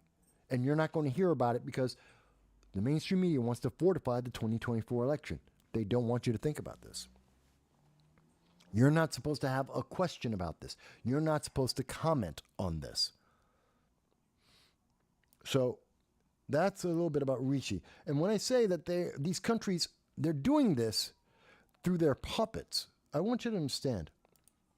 The news media has completely failed you because they're not identifying that this is all happening. When I say, well, Iran is behind this, or I say China is behind this, China is using the North Korea. North Korea is firing over 100 missiles. They're firing ICBMs and hypersonic missiles. Where are they getting all they're bankrupt. North Korea has no money. They can barely feed their army. Where are they getting the supplies to make all these missiles, to fire all these missiles? It's coming from China. Because North Korea is their puppet.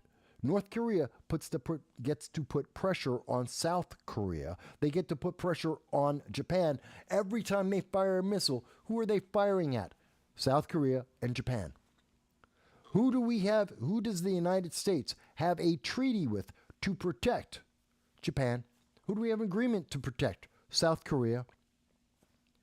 This is meant to keep us busy. Meanwhile, as the United States is trying to figure out what to do about North Korea and the fact that they are making nuclear weapons, that they're putting up spy satellites, they are targeting where to attack in the United States that they can hit. They have the hypersonic missiles. They have the technology to hit America. We cannot stop their nukes. We can stop some of them. We won't stop them all. And so we have the outside threat. The inside threat, Iranian terrorists, 172 known terrorists entering the United States out of 500. That's a known threat. 25% are getting into America. That's a known threat. That's the inside threat. Outside threat, that's North Korea targeting America with nuclear weapons. Keeping us busy so that China, while America's trying to figure out what to do about North Korea and those nukes, China's busy going, hey, Philippines, we're going to take over your land. We're going to take the ocean away from you, and we're going to take over your land. We're going to take over Taiwan. We're going to put pressure on Japan.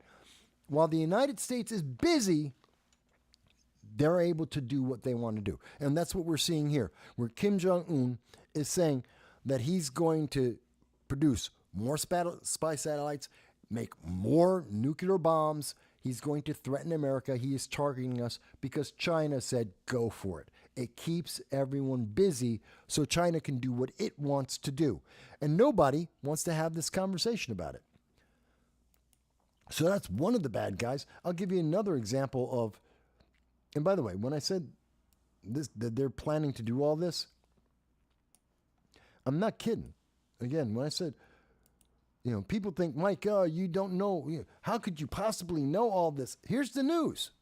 Again, this is left-leaning news. This is news that's coming from the rest of the world. This is the Financial Times telling you.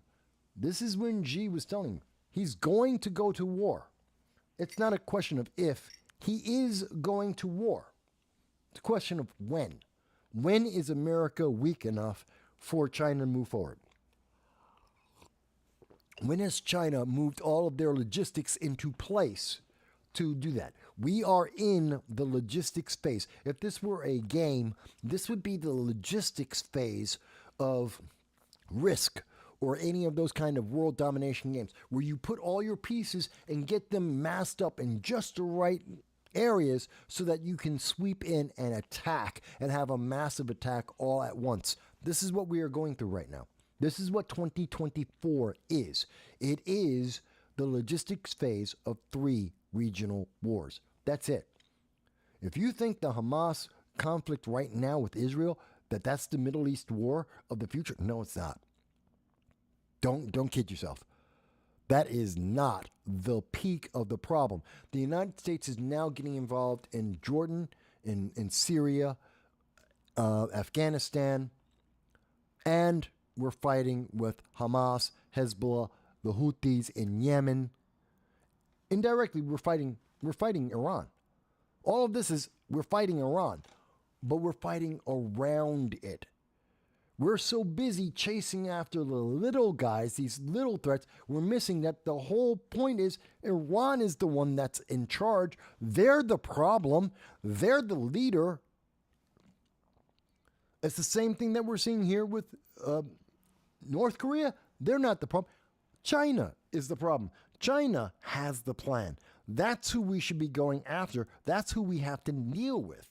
And by the way, and I want you to see, where is it? And we're being told, don't worry about it. Don't worry about it. You just don't understand. You just don't understand. Yeah, I do understand. I do understand it very, very well. See, here it is, China. They're going after India. Oh, you didn't know that. Because it's not just with the Philippines. China's been having a problem with India. That's another one of the nations on the border. The United States doesn't talk about India virtually ever. We don't talk about Pakistan virtually ever. But Pakistan is aligned against India, an ally of the United States, which is in conflict with China. China is putting pressure on India at the same time that they're putting pressure on the Philippines and Japan. But America is busy. If we talk about it at all, we talk about North Korea. We don't actually talk about China and India because we have an ally in India. This is a big conflict. It's the second largest nation in the world, the second largest population in the world. And that's a massive issue. Remember, greenhouse gases. Everyone's worried about that in India. But really, you should be worried about they're getting ready for war. And where is India going to wind up? Is India going to be split into even more pieces? Are we going to see Pakistan grow in its power? That's not a good thing for the United States. That's not a good thing for world peace. That makes the Middle East even less stable. This is not a good thing. This turns Southeast Asia into the Middle East. No one wants to talk about it. Nobody wants to talk about this.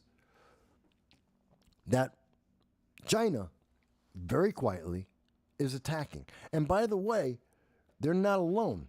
because they're using uh,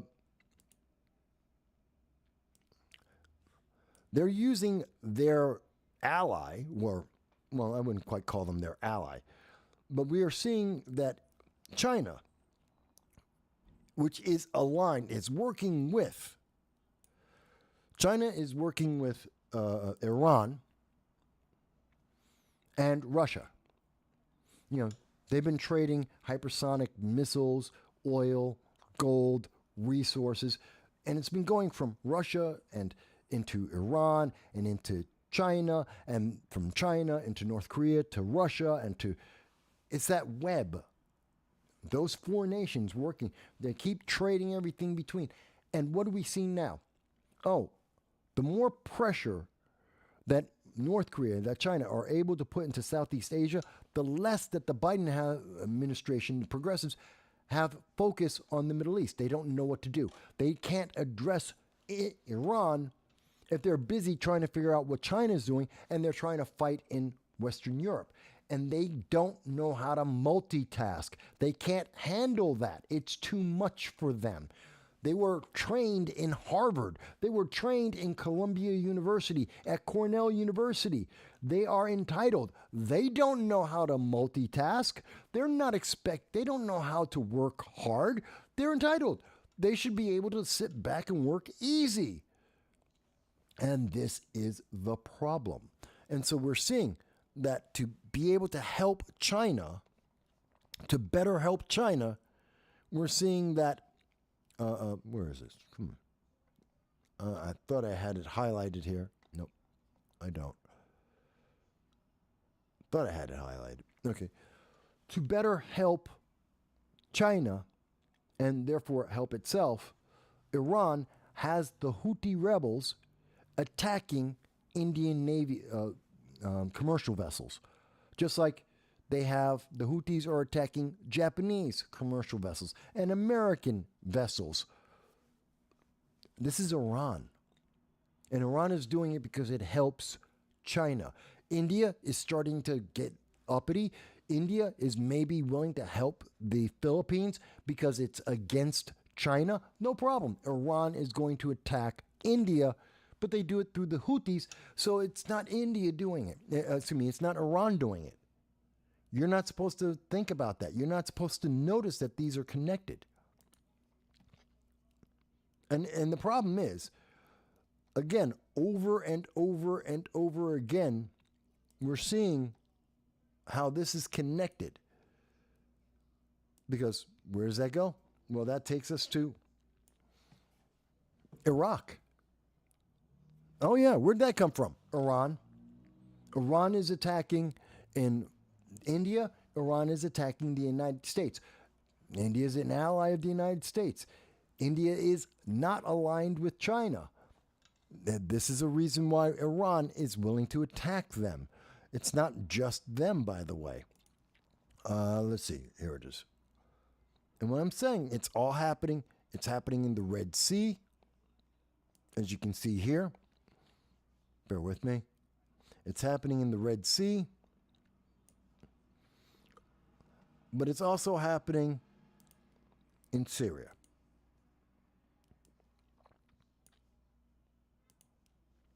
So it's been happening all over the place. And guys, everything I have just shown you, everything I've been talking about, the mainstream media doesn't want you to talk about it. Does not want you to think about it. They don't want you to think that Iran is working with China against the enemies of China, which are in the United States and all of our allies.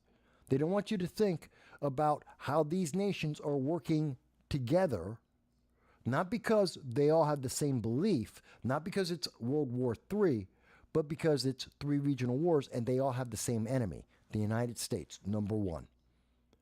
Regionally, then it might be Japan or India or Philippines. It might be the United Kingdom or France or Germany. But the number one on the hit list, the United States. This is what 2024 is about.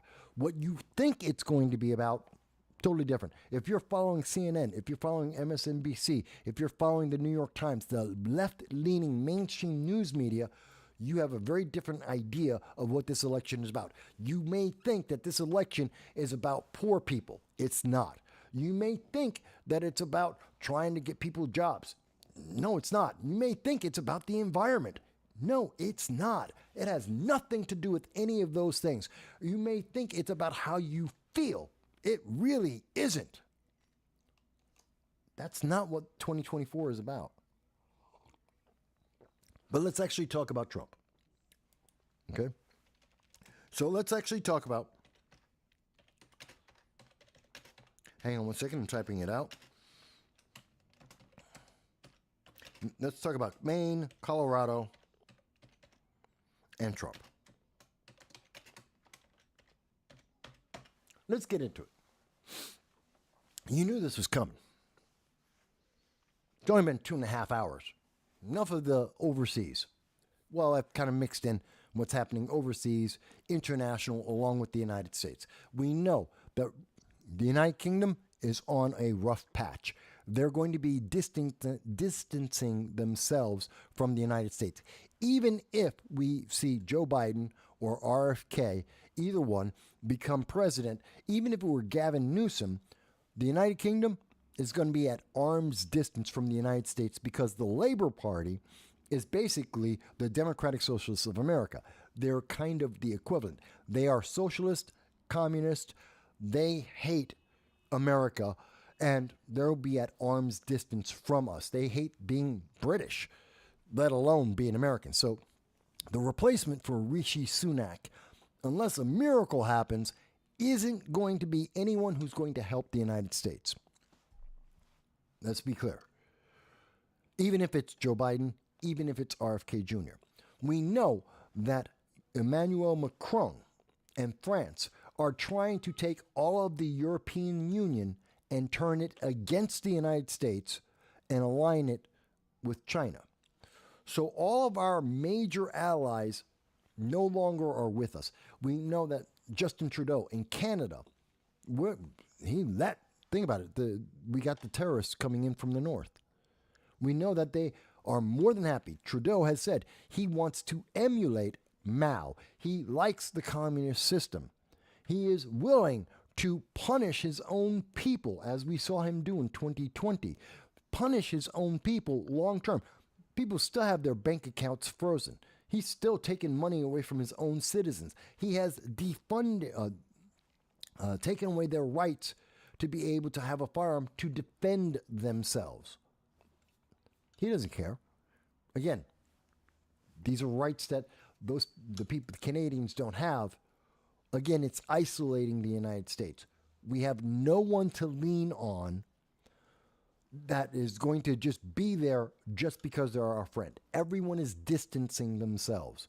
As we are about to have our credit rating drop, as we are going to have 6% more inflation, as we are seeing more layoffs happen, as the recession becomes deeper, as the food crisis continues. We've covered all that so far in the last 2.5 hours. This is what 2024 is about. This is what you have to prepare for. The final thing is, let's talk about the election. Because as we prepare for this election, we have to understand one of the biggest problems of 2024 isn't who gets elected, which will probably be Donald Trump. Let's think about it. It'll probably be Donald Trump. That's what the world is reacting to. The world is confident it's going to be Donald Trump. And not by a little bit. It's going to be a clear win for Donald Trump because RFK Jr., who, while he is polling at 22%, and he may win one of the 7 states that he is targeting right now. And realistically, he's only got 5. He's not going to get California. He's not going to get New York. Throw those 2 out. He's going after 5 states. And he may get one of those 5 states, like Colorado.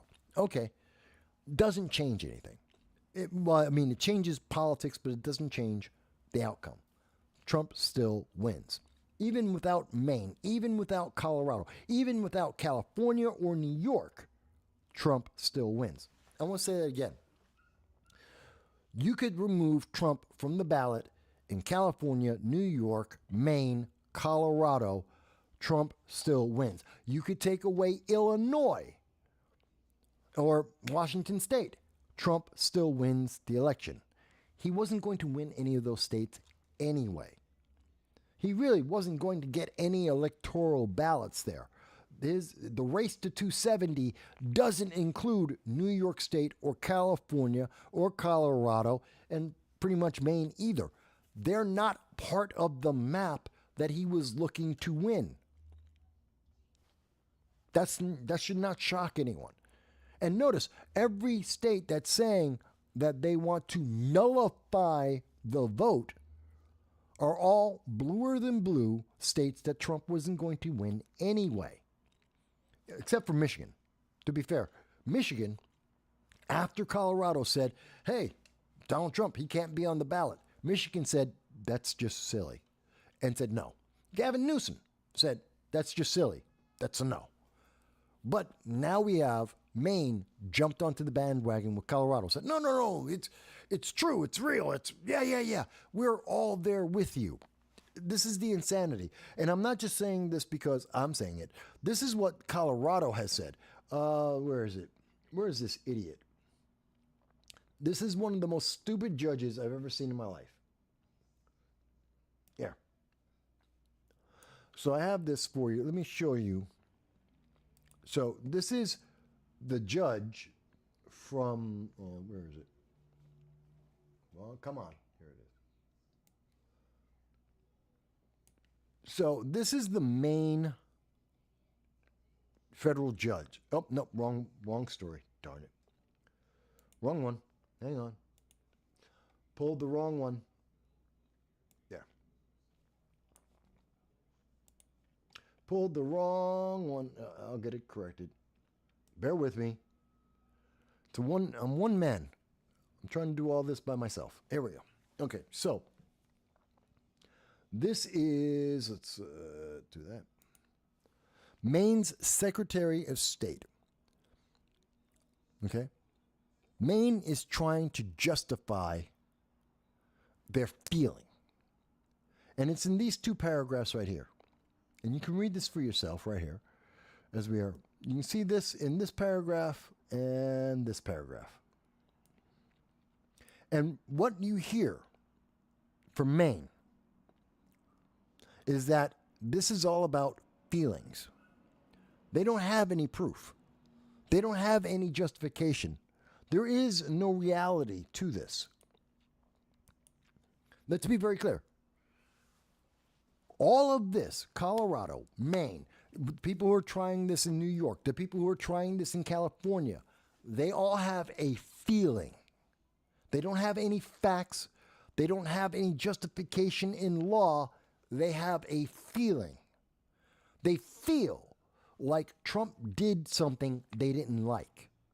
That they felt like that. So they have accused him of a crime, which he has been found innocent of. Oh, but Mike, you got to understand, Trump was impeached, of course. What is an impeachment? See, most people don't realize that. They don't understand. They just say, well, he was impeached. Impeached. What does that mean? Impeach means trial. Okay? Let's equate that. Let's get that understood. Impeachment means trial. He was charged and went to trial. That's what the impeachment meant for a president. And in that trial, Trump was found innocent. Period. Full stop. Done. He is presumed innocent the day he got charged because he's an American citizen. And every American citizen is innocent until proven guilty beyond a shadow of doubt. That's the American system. So all of these judges, all these states that are saying Trump is guilty, that's slanderous. They should be sued because Trump is innocent, absolutely innocent, unless and until he is convicted of a crime. They can feel however they want to feel. You can feel however you want to feel. Trump is orange man, bad, he's evil, he's whatever you want to imagine. He's the devil reborn in human form, if you want to believe that. If that's what your feelings tell you, fantastic. But the reality But the reality is that none of those feelings matter. Not in the United States law. It is not a legal fact. It is anything but a legal fact. Let's be very clear about that. Because Trump is legally, absolutely innocent. Period. Full stop. And they have to prove guilt, and they haven't. Not anywhere in the United States. He is not guilty of insurrection anywhere. So they keep saying insurrection, but he was impeached for insurrection and found innocent. They leave out that part. Found innocent. He started innocent. He ended innocent. Now, why I have to emphasize that part for the left is because they have this misunderstanding, one, of what is an impeachment. It's all it is an accusation. That's it. It has no weight of law. It has no impact legally. So, okay, he's been accused. And the progressive left movement, Harvard, Cornell, Binghamton University, they have trained our elites to believe that accusation equals guilt. But that's not correct. That's not true at all. By the way, hold on one second, folks. You going somewhere? Oh, you're dressed up. Okay. Oh, okay. That's my sister, by the way. My puppy is screaming at me, and my sister's dressed up, but she's not going anywhere for New Year's. I don't know why. She should go out. She looks good. Anyway. Yes, I know the puppy's screaming. Con, stop. Wait. Yeah, I know why he's upset. Okay. I know you can hear him in the background, folks. You can hear my puppy. And he, of course, wants to pick the time when I'm talking about Trump, when I'm talking about the election, to really get into this. Oh, my God. He's driving me nuts. So the first thing is, impeachment is just equal to accusation. Harvard, Binghamton University, Cornell, Cooper Union, they have trained elites and the news media that all graduated from their schools. They have trained them to believe accusation equals guilt. You've seen this, Me Too movement. What did we see there? No one was tried. Very rarely did we ever see anyone go to trial. No, what we heard is accusation, accusation, accusation, and people were punished for an accusation. We've seen it with red flag laws over and over again. Oh, you own guns. You must be dangerous. You must be dangerous. Accusation, accusation, no law broken. Punishment still comes down the line. You still lose your property. You're still embarrassed in your community. You are still ostracized. Punishment, accusation equals guilt. That is the modern left progressive movement. Accusation equals guilt. Except that's not legal. Not in America. It may be legal in China, North Korea, in Cuba, in Venezuela, in all the failed countries around the world with more and more socialism. Yeah, accusation, of course. A dictator always will punish anyone they don't like, but that's not America. Or at least, that's not what America's supposed to be. Even though Harvard may want to push that, even though Binghamton University wants to try and convince you of that, they want you to feel that it's true. It's not. That's why we get stupid statements like from Nancy Pelosi, where she says, well, Trump has to prove himself innocent beyond a shadow of doubt. No, he doesn't. Nancy Pelosi, you're making a mockery of the American system that she's supposed to support. And so are the left. So are these judges in Colorado and in Maine.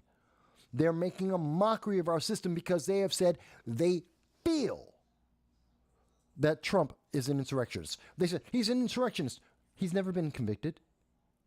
I don't care how much you feel like what he did may have been insurrectionist. He has not been convicted. He hasn't even been charged, but he's not convicted of insurrection. He did not commit treason. Did not. He was vindicated. He started innocent.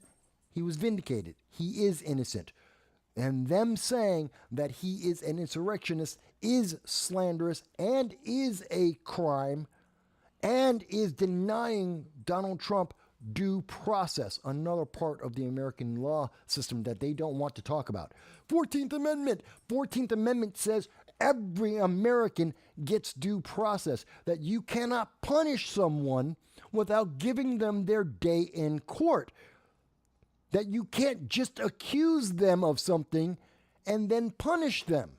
You have to prove it. Your accusation is not enough.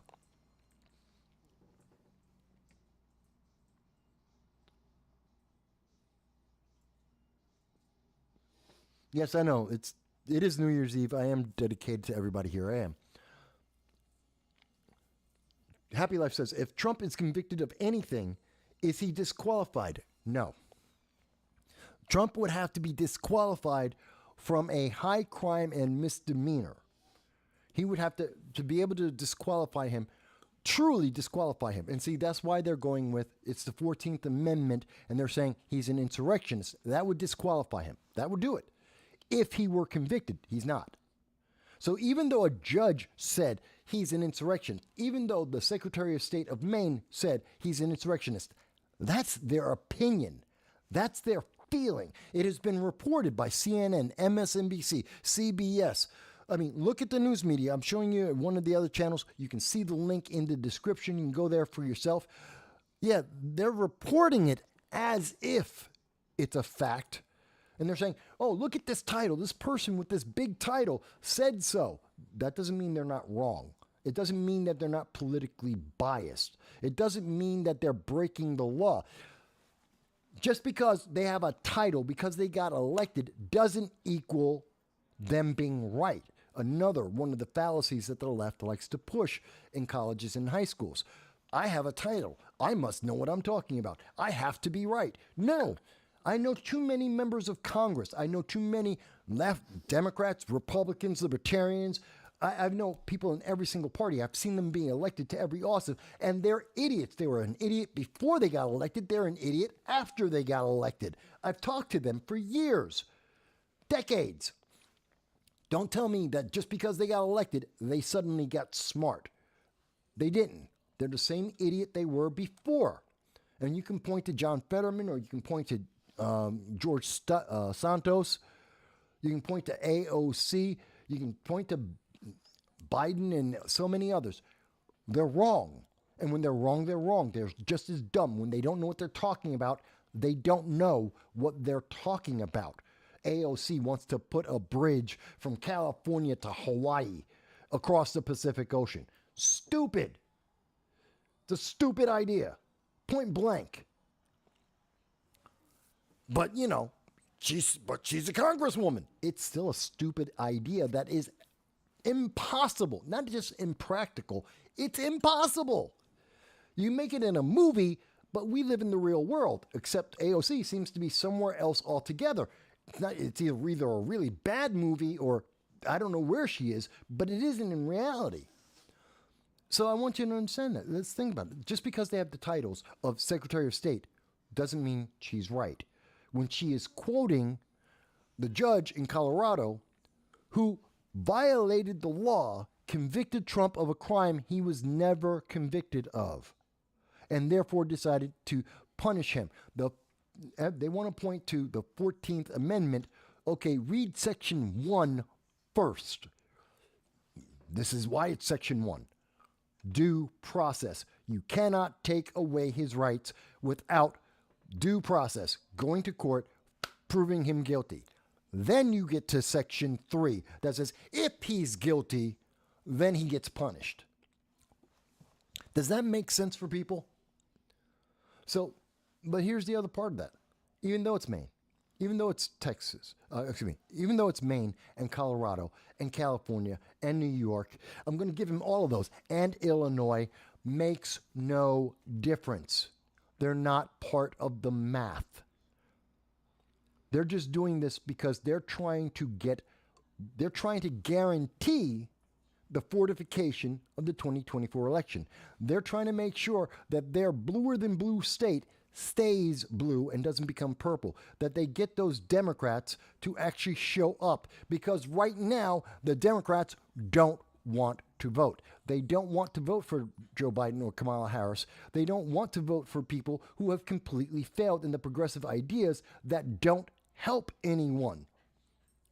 They need to make sure that those people show up. And the only way they can make sure they can show up is by orange man bad. Oh, Republicans are evil. MAGA is going to destroy this nation. You've got to vote. We're going to throw Trump off the ballot. So even if you didn't show up to vote, the few that do show up to vote, there won't be any other vote against them. We have to win because there's no one else on the ballot. They are turning the election system in the United States into the election system of the old Soviet Union. And everyone who's ever lived in the Soviet Union knows what I'm talking about. For those who are too young, before there was Putin in Russia, there was the old Soviet Union, kind of like China, communists.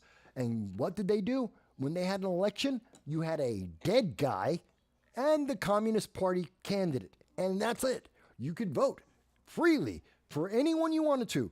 That was either the dead guy or the guy who was in the Communist Party. And amazingly, every single year, there was an overwhelming landslide of votes for the communist. I don't know, maybe because the other guy was dead.